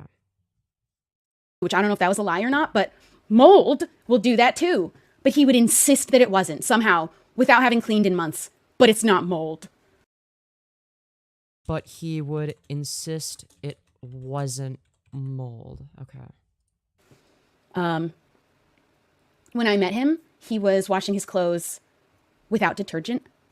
Just it wasn't using that at all. And would wash his clothes without detergent.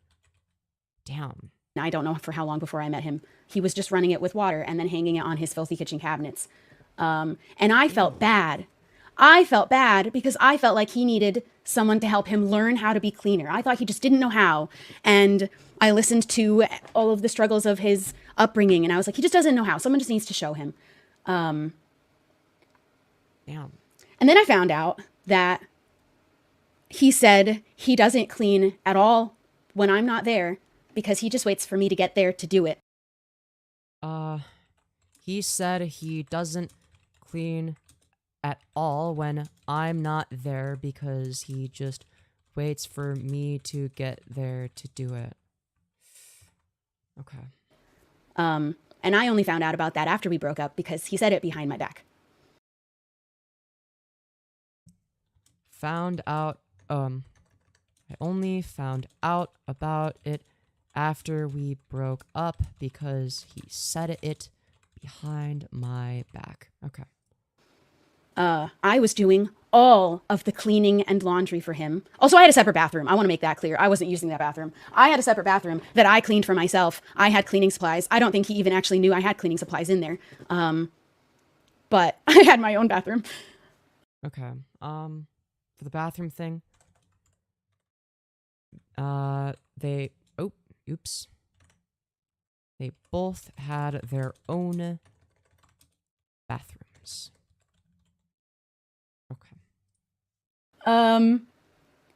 All the cleaning, all the laundry, all of it, I was paying for.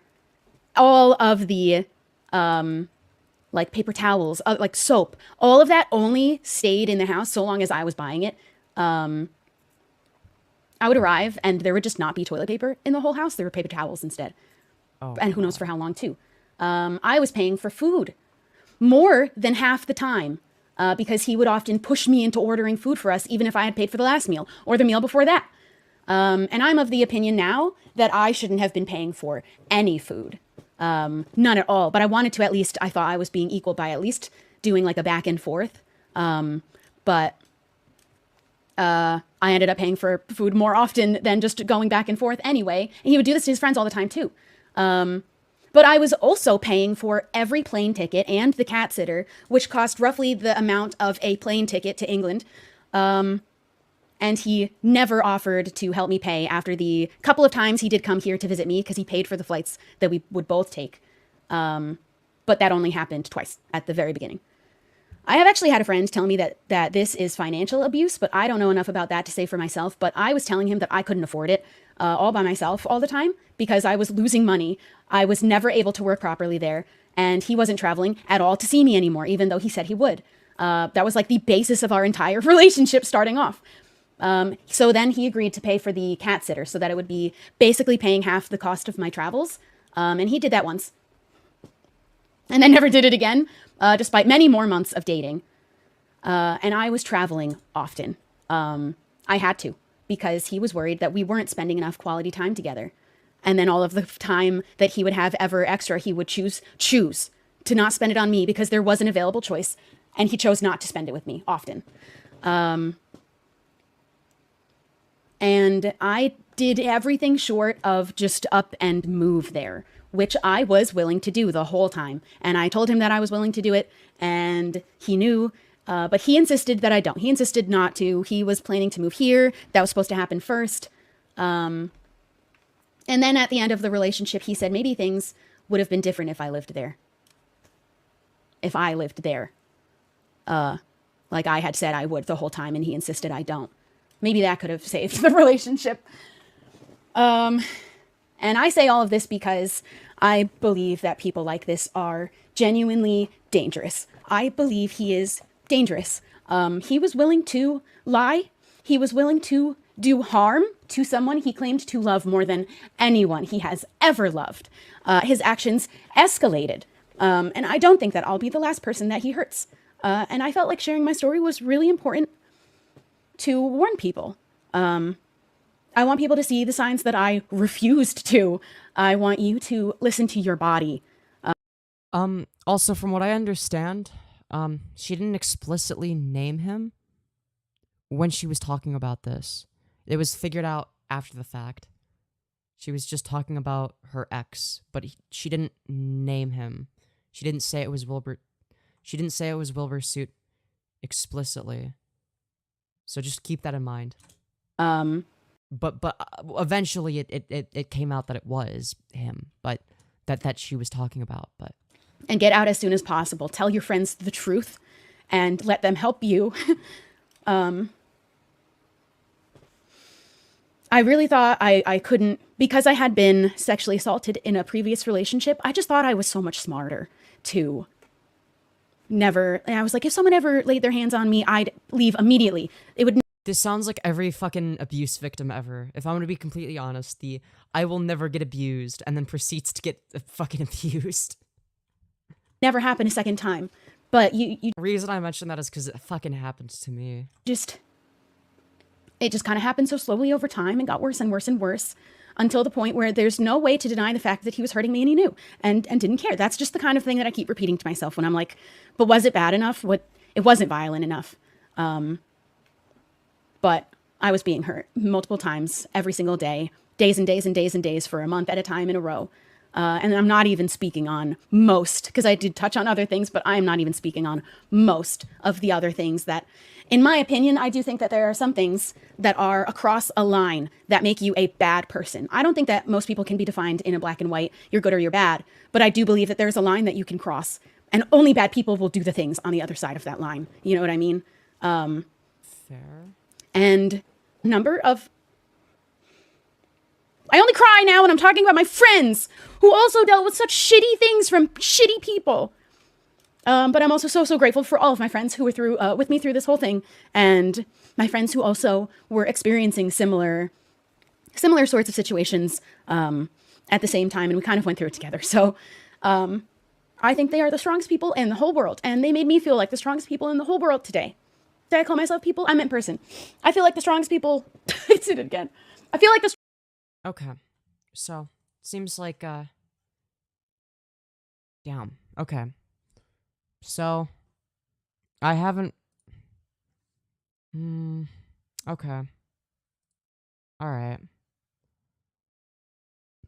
I guess the conclusion is the one that I already sort of came to, which is that the only possible scenario in which Wilbur Soot is innocent is if he wasn't the one that wrote the response on Twitter. That's the only possible case scenario in which he is not guilty.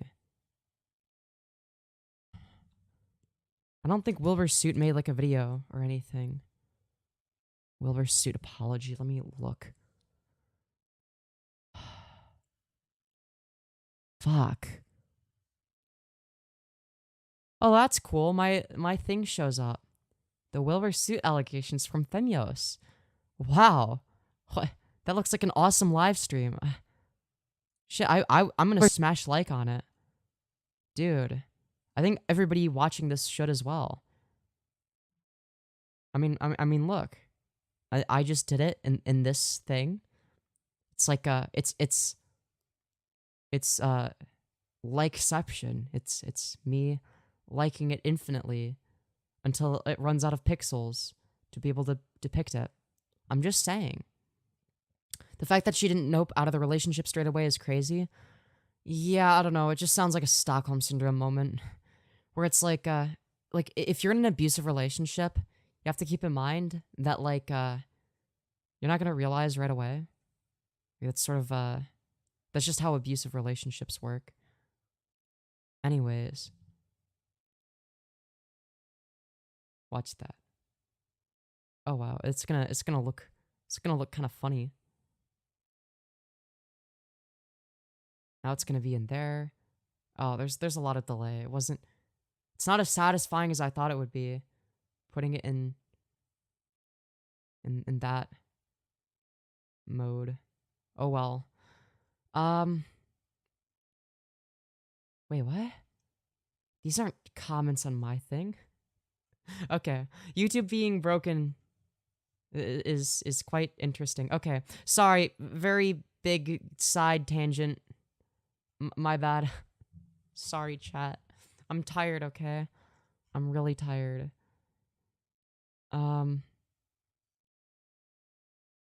Apparently Tipster uploaded a video called Shubble responds to Wilbur Soot's quote apology. Apparently he lied. Interesting. I hope. So as you guys know, we recently talked. That's really loud. One sec. Let me fix that. That's way too loud. Something like this ought to be good. About the allegations against a content creator known as Wilbur Soot, which admittedly, prior to the allegations coming out, I had never even heard of this person before. My understanding is they're like a Minecraft content creator, and they also like make music, apparently, stuff like that. And I had never heard of them before, but some allegations came out from their ex-girlfriend where they talked about how they were very abusive. Like a lot of the abuse was like, you know, manipulation of them, and like what was really weird was like biting them. Like they would bite them as a form of like abuse, which is really...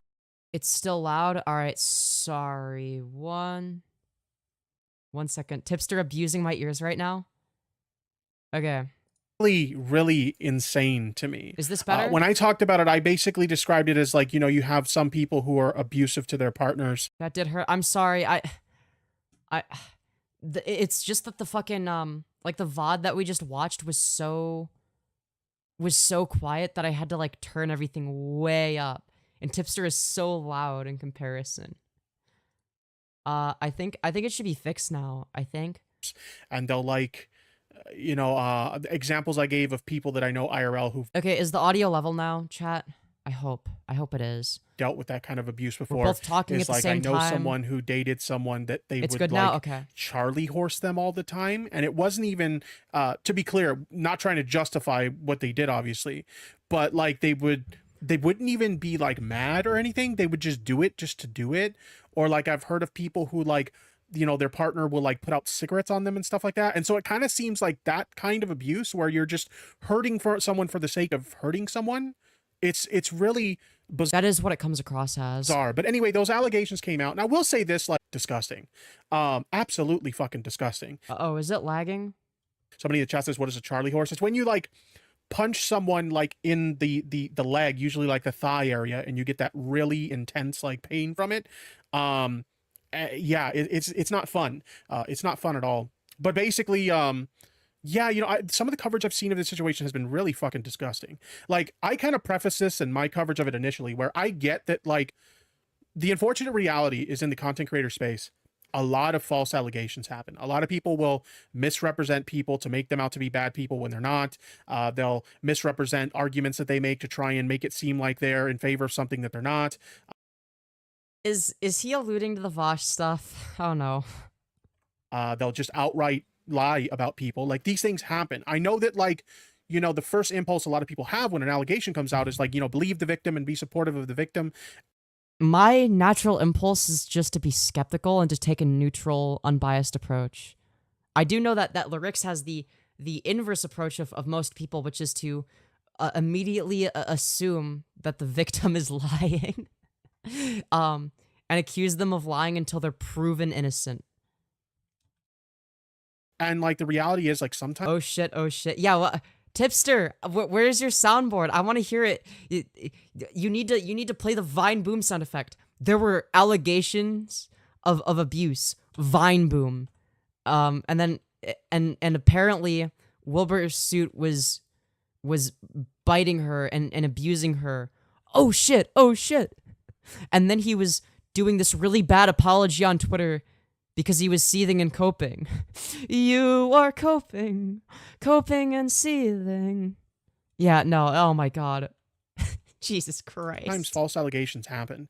And so, like, my approach has always been to like listen to both sides of the argument and like maintain like a healthy dose of like skepticism, and don't be so quick to like jump on this person's lying or this person is absolutely guilty. I don't think that that's like an appropriate way to address these kind of things. But when I saw these allegations and I saw the demeanor of this girl while she's telling her story, if you've ever known someone in real life who's been a victim of an abusive relationship. Hi, that would actually be me. I was a victim of that one time. And yes, the demeanor does line up.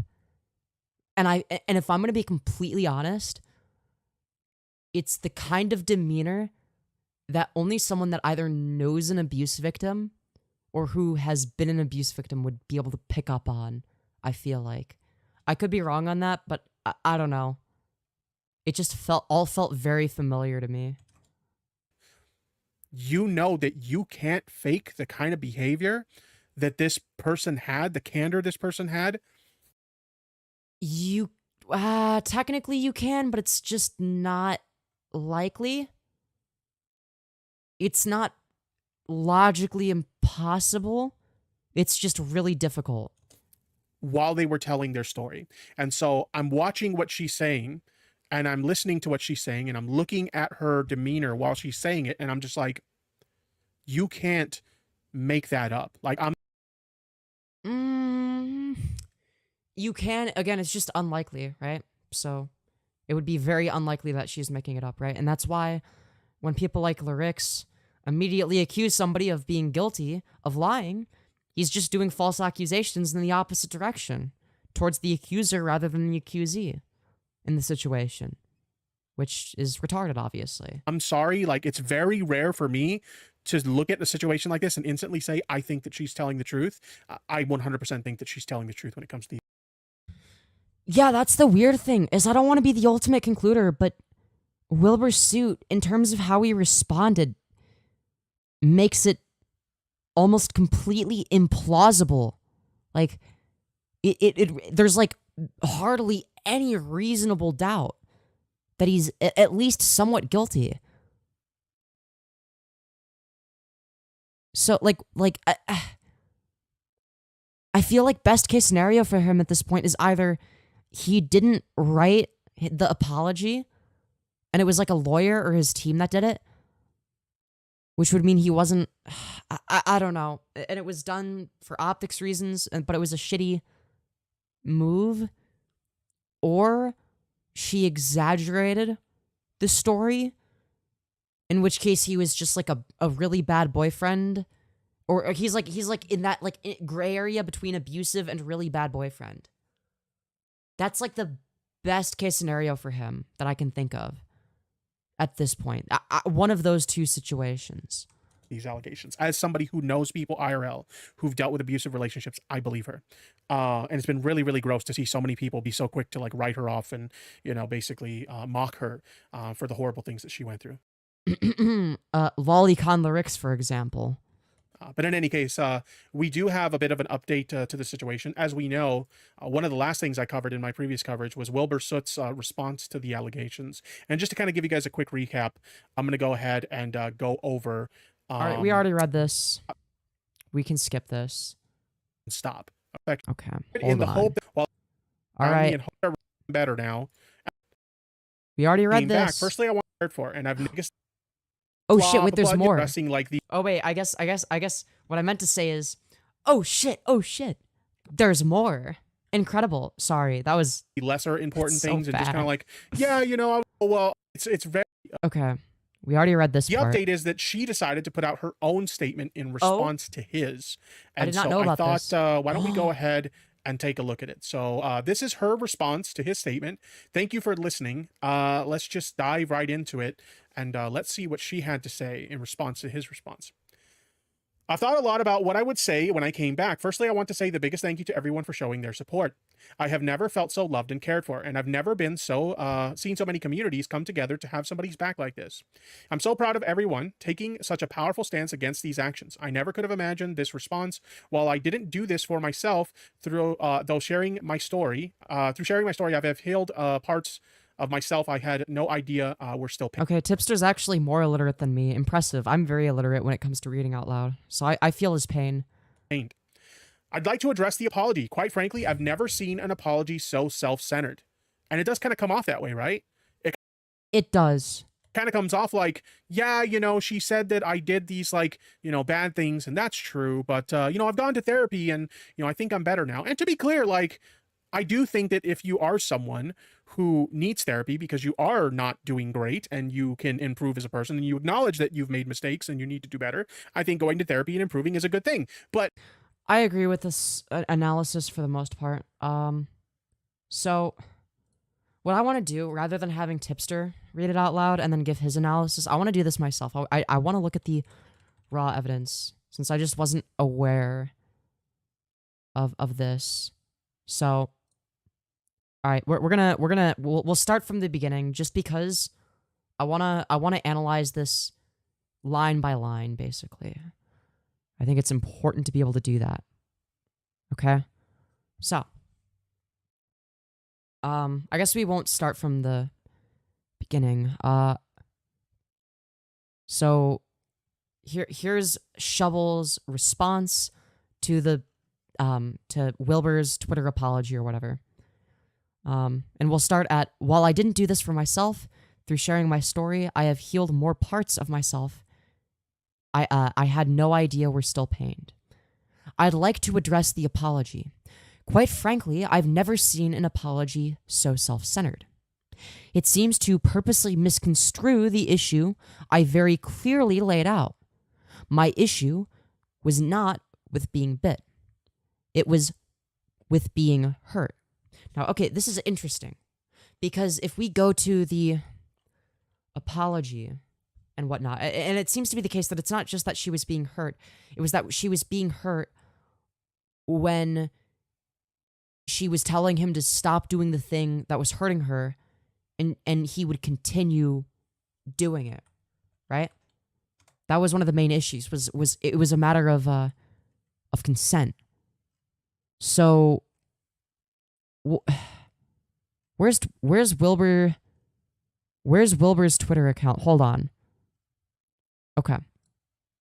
So if we look at what his apology says, these actions caused a lot of my pain. So I feel like it had the opposite problem. Like, he is talking about how much he hurt her or whatever. Now, he's doing it in a very distant corporate speak kind of way, in a way that makes me suspect that maybe he didn't write this. But he is talking about the impact or whatever. Or at least he's trying to. You see the word hurt being thrown around quite a bit, actually. And pain. Actions caused a lot of pain.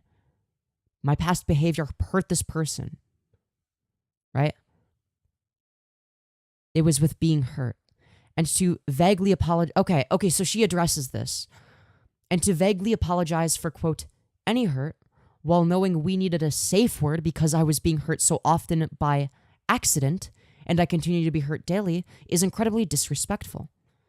But not more disrespectful than not even saying my name. I believe I am referred to as, quote, ex-girlfriend. So if you don't know who he's talking about, you might not find out what he did. Ooh, this is an interesting point. She's right. She's right. I didn't even think of that. Okay. Interesting. This is not how you take accountability. Not only are there no DMs whatsoever where it is expressed that I enjoy being hurt by my partner to imply there was consent over in text over an issue that entirely happened in person, where every conversation about it happened in person is ridiculous. Now, this is really important. This is really important because if you look at one of the things that he said in his initial Twitter response is him saying, I truly believe those personal message exchanges reflect mutual affection and understanding. Out of respect for her, I choose not to publish them, and I emphasize my perspective is not shared to diminish or invalidate anyone's feelings. Okay? So if you're going to say that, if you're going to say that there are personal messages, and now in her response to you responding to her, she explicitly says that there are no DMs, if you are innocent in your follow-up response, the only way that you can prove that at this point is to show the DMs that led you to believe that. If there are no DMs, then it's going to be the case that Wilbur is the one lying. So, once again, at this point, I think, and this is one of the things that I criticized Wilbur for, was when I initially read this earlier in the stream, was the refusing to publish DMs that would prove she's lying. Because that's what it would do. If you're trying to prove yourself innocent by responding to this, then surely you would do that. If you're not trying to prove your innocence, then you wouldn't respond. If you're trying to convince people that you're innocent, but that you're or that you're not as guilty as people are saying, I feel like this is the exact response you would expect, is this weird, distant corporate bullshit, right? Like, okay. Okay, so he knows how often I asked for him to stop hurting me, that I didn't like it, and that I didn't like being covered in bruises all the time. Entirely why he switched to biting my legs so no one would think I looked abused, but he continued to hurt me. He either didn't take my pleas for it to stop seriously, or he didn't hear them at all. So here she is explicitly reiterating what she said in the VOD that he didn't fucking address, which is that he was basically ignoring her pleas for him to stop. So if he does a follow-up response, it is physically impossible for him to not address this. So again, either it's the case that she's lying or she's telling the truth. And it seems to be the case that the overwhelming evidence is that she's telling the truth and that he's lying. It doesn't make any logical sense for an innocent person to respond the way that Wilbur responded. You wouldn't give this weird corporate half-assed apology to somebody that you know is lying about you. In what world would that make any logical sense? It just doesn't. Also, hello, Hoopty Scoopty. Sorry, it's how you felt is not an excuse. Yeah, literally.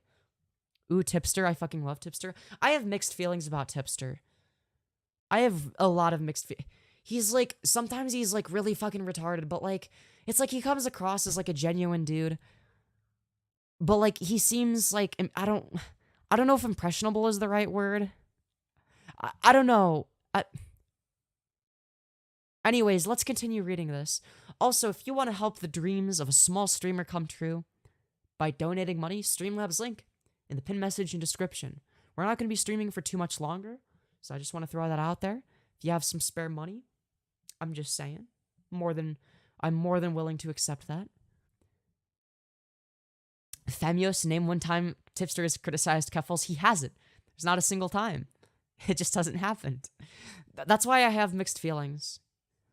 Because I do believe Keffels is malicious. I don't know about Tipster. I just think he's an idiot. But like, I think he has a good heart, but he's like kind of dumb. I don't know. That's how I feel about him. Anyways, let's continue reading this. I felt lost for so long, truly losing myself in this relationship. I abandoned my personal morals, neglected friends, and lied for this person.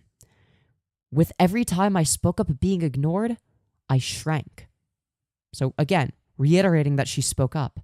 I lost my fight. I stayed locked in a house I had no key for and didn't even try to leave anymore. People ask why stay. People ask why we stay, and it's so hard to explain ourselves because we've abandoned all our reasoning. This is objectively true, by the way.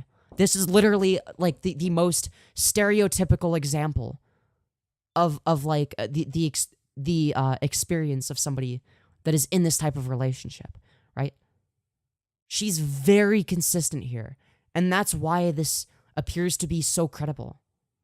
And the fact that in comparison to this, Wilbur is so inconsistent and completely dodging everything in his half-assed kind of sort of apology response thing, whatever the fuck that is, it makes him look really guilty. I wasn't safe anymore with this person, but I couldn't see that. I loved him, and he told me he'd try to stop hurting me. I'm deeply saddened by how many more friends were hurt by his actions, but I'm so thankful to everyone doing the absolute most and making sure I've been okay after the last few days. Thank you, everyone who's reached out to me. #Shubble Support Squad. Every day I read your messages and see your art, and it makes me feel truly like the bravest girl in the world. I think the good that comes out of victims sharing their experiences so others can learn and avoid similar pain or come to terms with the ways that they were mistreated is the most important thing in this moment. Which does make sense, by the way, considering the fact that she didn't even name Wilbur in the initial thing. You cannot treat people this way without consequence. You cannot pretend you don't know the harm you cause. You cannot pretend going to therapy fixes all past mistakes. All of the love that's been shared for me over the past few days is for every victim of abuse. I don't know if I agree with that necessarily, but I can appreciate the sentiment. Our lives are forever changed by these experiences. I now struggle with memory problems and extreme anxiety, and it may be a while before I feel fully like myself, whoever she is, but I know I have my spark back. Please remember how brave and how strong you are. We shouldn't be expected to be silent when we are mistreated.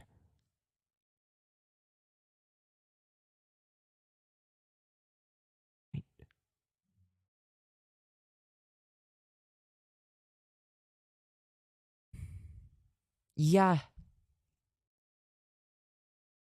Am I being the ultimate concluder when I say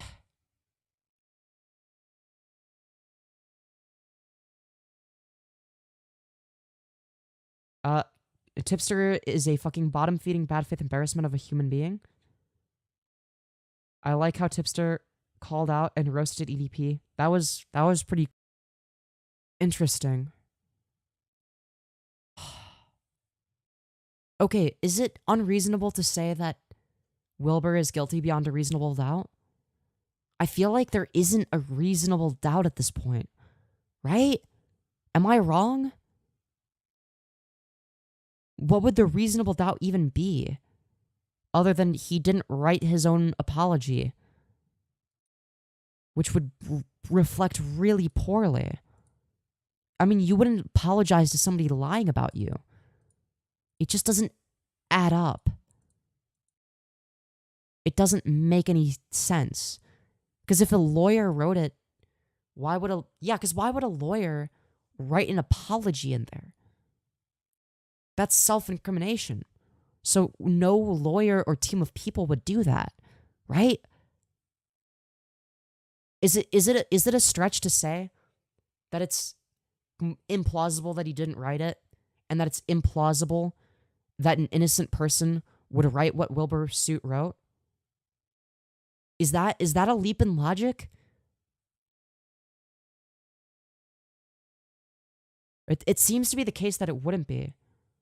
Now, in terms of how people like Lerix cover this type of shit, I feel like there's like an overcorrection as a result of instances in which there are false allegations. It leads to a level of disbelief anytime somebody comes up with any accusation, because you're almost expecting new information to come out and completely 180 the public perception. It's like that's like almost like an expectation, right? Perfect examples of this are the Slazo situation, the Quite situation, etc., right? But I think this is different. I think that because I feel like in terms of how commentary deals with this stuff, I feel like it's gone too far in the opposite direction of not believing the victim, the alleged victim, enough, and requiring an unreasonable standard of evidence as opposed to jumping to too many conclusions. That's my take. His quote apology comes across as him saying Shelby is heavily exaggerating the situation, but he did somewhat hurt her, not an admission of guilt. Yeah, to say it's an admission of guilt is objectively wrong. It just doesn't make any logical sense, though, that an innocent person would write the way he wrote. So I guess the best possible case scenario for him is that she exaggerated details, but that she genuinely believes what she's saying, and that he was like genuinely a terrible boyfriend. But that maybe she changed the wording or whatever. I don't know. I mean, if Wilbur Soot never makes a follow-up response, and I'll give him like a few months at most, I think it would be safe to say he's definitively guilty. Because no innocent person would respond the way that he did, and then after there's like a follow-up response from the person levying the accusations. Like if you're like, any innocent person would respond, right? Like imagine you're in a situation like this, okay? And you were like kind of a bad partner. Kind of difficult for me to imagine, because I would never do anything bad, obviously. All jokes aside. Well, actually, I mean, I don't know. I think I'm fairly decent. But imagine you're in a situation where maybe you did some stuff that hurt the person and you didn't realize how they perceived it, and you feel bad about it, but the other person is saying things that are objectively incorrect about you. Would you respond like this? I feel like you wouldn't, right? If he doesn't actually think anything of this situation and didn't think it was a big deal and something he had moved on from, then maybe. Still unlikely that he's in the right. That's what I'm saying. It seems like it's so unlikely that he's in the right here. Like, again, worst case scenario is Shubble is heavily exaggerating, but I'm not inclined to believe that. I feel like Wilbur would outright state that would be the case, right? Like if there was some level of dishonesty on her end, right? I don't know. It's kind of a tough call. It's not impossible that that she exaggerated, but I don't know what other defense there would be for him. If he is somehow in the right, that would show that the Minecraft community is very flaky, though. Yeah. Fuck. Yeah, no, I don't know what the defense would be. I genuinely have no idea.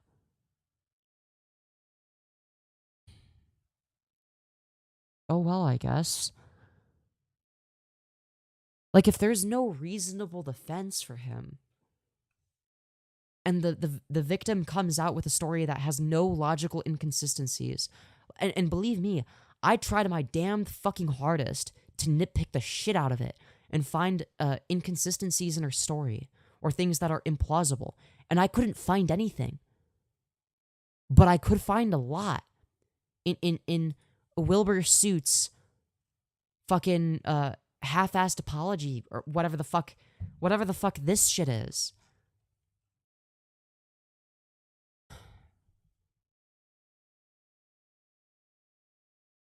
Yeah, I don't know. I'm trying to be unbiased too. Like, I want to give everybody the benefit of the doubt, but Lolicon Lerix defended Wilbur, of course. Yeah, of course he did. He's the number one rapist defender. He loves defending rapists. It demonstrates a what I like to call the commentary community's double standard, where if you don't immediately condemn Vosh for something that is you know, arguably less concrete at first, you don't immediately condemn him, you're basically a pedophile. But if you dare believe the victim of abuse when the victim's story is logically consistent and the perpetrator's story is logically impossible, then yeah, I don't know. I don't think that Wilbur's story here adds up at all. I think he's guilty. And I feel really shitty about coming to that conclusion in just 2 hours. But I think he's guilty. And I think that the victim should be supported. I genuinely believe he's guilty. I don't think I've ever come to a conclusion about somebody's guilt this quickly on my channel. Other than the Lolicon Lerix stuff. That was pretty straightforward though. And also I was using commentary community standards against him. That was kind of the point of that. But in terms of like actually analyzing a situation, I don't think it's ever been this clear. I don't know. I personally think that Shelby very heavily painted Wilbur as a bad person in it, including a lot of unnecessary information that had nothing to do with the actual abuse that does seem to be true. Yeah, but if it's true and if it makes them look worse, I don't know why you wouldn't include it, right? Like, if you're an abuse victim, like you don't lose credibility by being a little bit of a petty bitch, right? Like, I did that to my ex. Like, after we broke up, I would, you know, it's like, whenever I would make fun of my ex, there have been a lot of instances where I've said shit like, oh yeah, it sure is interesting how she gained 100 pounds after we broke up. What a crazy coincidence, you know? It's like, that's obviously not an example of or evidence of her being emotionally abusive, but the emotional abuse justifies that level of pettiness. Let alone something that's like, I don't know, valid as like a grievance. Like what I'm describing here isn't even like a valid criticism. It's just funny. It just has comedic value. The whole him not cleaning his own shit is a legitimate grievance that she had. Like, that's not even her making fun of him. So, I don't know.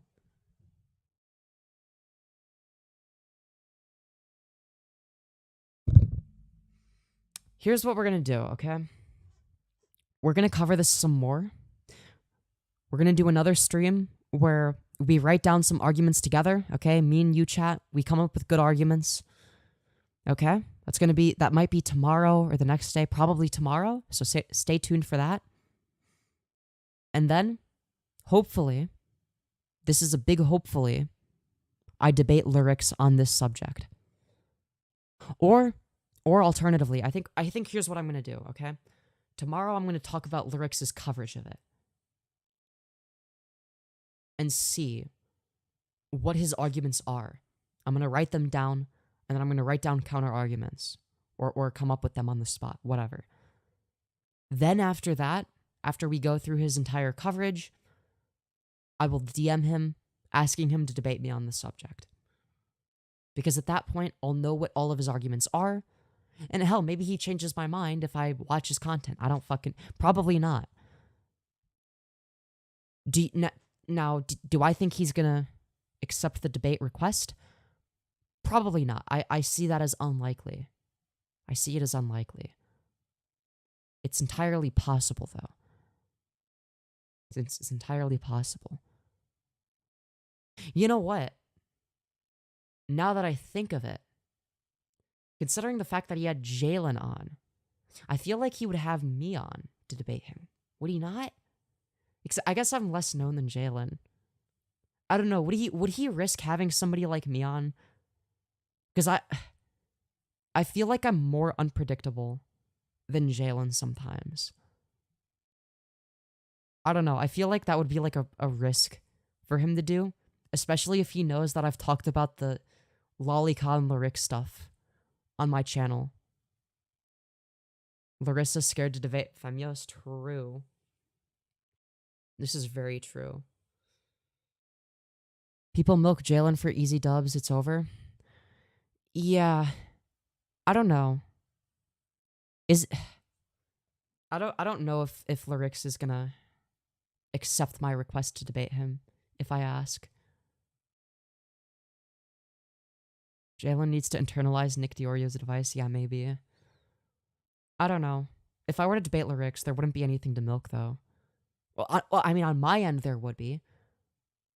Because I get to put debating Luhrix over Wilbur Soot allegations or some shit like that in the title. Or debating Luhrix, comma, the abuse defender. Something like that. Also, sorry if this stream wasn't as, like, energetic as what I normally do. I know it was, there was more dead air and silent bits. That was because I was writing stuff down and trying to analyze this stuff before jumping to conclusions. So because it was dealing with, like, a serious topic, and because it was, like, an analysis / investigation, I felt like that was necessary. I don't know. I mean, chat, should I unlist this? Because I feel like there was more dead air. I'm not on my Adderall right now. Not because I ran out, but because it's look, after you've experienced an Adderall shortage before, there's like a part of you that instinctually just wants to make sure to conserve Adderall. If that makes sense. So if you don't need to take it, don't take it. And because I wasn't doing any college work today, I need to do that shit tomorrow. I didn't take my Adderall. That's also part of why I'm more tired. So I apologize. I hope this wasn't boring. Because it was definitely more serious. So I hope that's not like a major turnoff for new viewers or whatever the hell. I just took 200 milligrams of weed. Is this a chill stream? Or should I leave? It's a chill stream. Stream is fine to me. Okay, I think I'm just insecure. Good stream? Okay, thank you. I'm sorry for being an insecure content creator and insecure about the fact that I'm an insecure content creator. Obviously, that's something maybe I need to work on. I feel like if I'm like constantly like needing validation from my audience, guys, this isn't like terrible content. This isn't like a bad stream, is it? I feel like I performed badly today. Please tell me this isn't bad. If it is, let me know though. I don't know. Streams are always fire. Okay, well, thank you. Very much appreciate that is quite reassuring, actually. I think that I just have too high of expectations for myself then, because this stream is like I'd say that something like this is more akin to like how like a normal person streams, right? Where it's not nearly as high energy for like a long period of time, right? Like most streamers have a lot of dead air. I'm the exception. And because I'm less of the exception in this case, it's like, oh, I feel really bad about that. Bad streams happen too. It's part of the charm, I think. I don't expect my streamers to be perfect. Fair enough. I want to ask you this because I've heard some debate about it. Do you think this is something that should be public? Or should it have been handled privately behind the scenes? I mean, it's probably better to handle it behind the scenes first. But I don't think that that discredits her necessarily. Does Femyoz smoke weed, though? I do not. Streams are always fire. Never been to one I don't like. Well, that's good to hear. Nah, she's like, I'm not lame. Fuck you. That's worse than the bottom allegations. Fuck you. Y'all are so mean to me. Not fair. Why is everyone always so mean to me? I'm sorry, I'm getting really eepy.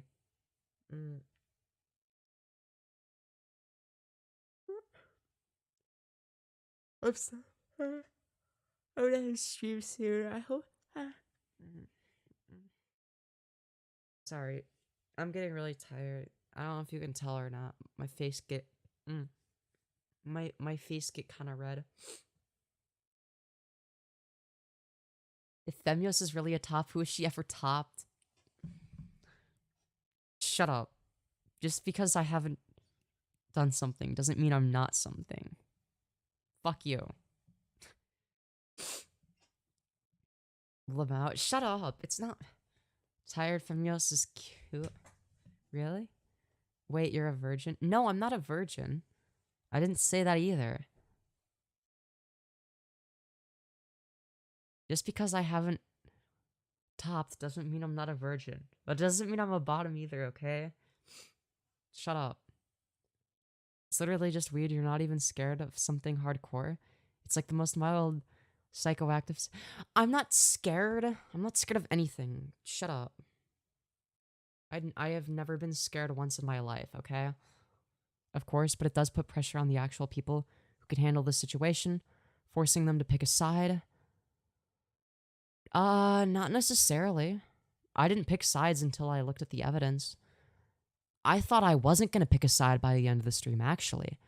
I'm actually, like, disappointed that I picked a side. Not because I think my assessment was wrong, but because it's like, I feel like maybe I'm missing something. I don't know. It's like there has to be more to it, but it's like, is it this clear cut and dry? I like how you flail your arms and get flustered when you insist you're not scared. Shut up! I'm not. I mean, more like the friend group. I feel like the friend group would know privately as well. I feel like that's reasonable to tell the friend group. Right? And publicly, you can take an agnostic position if you want. Just always been a bottom, but you're not a bottom. I'm not. Okay, sometimes I'm a bottom, but not really, okay? Shut up. I'm not that much of a bottom. God wouldn't have gave us weed if he didn't want us to smoke it. This is true. But at the same time, okay, look. If you want to smoke it, more power to you. I just don't smoke weed. Sorry, hold on. My ears fell off. Still have a little bit of a cold. Maybe that's why I'm tired. Because I still have a little bit of a cold.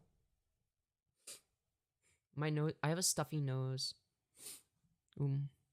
Most of them seemed really surprised, like they weren't told beforehand, only really recently. Yeah, if that's the case, you should probably tell them behind the scenes first. Good night, sister, from another mister. Hope you feel fine. Why, thank you. Thank you very much. I hope I feel better soon. My cold is mostly gone.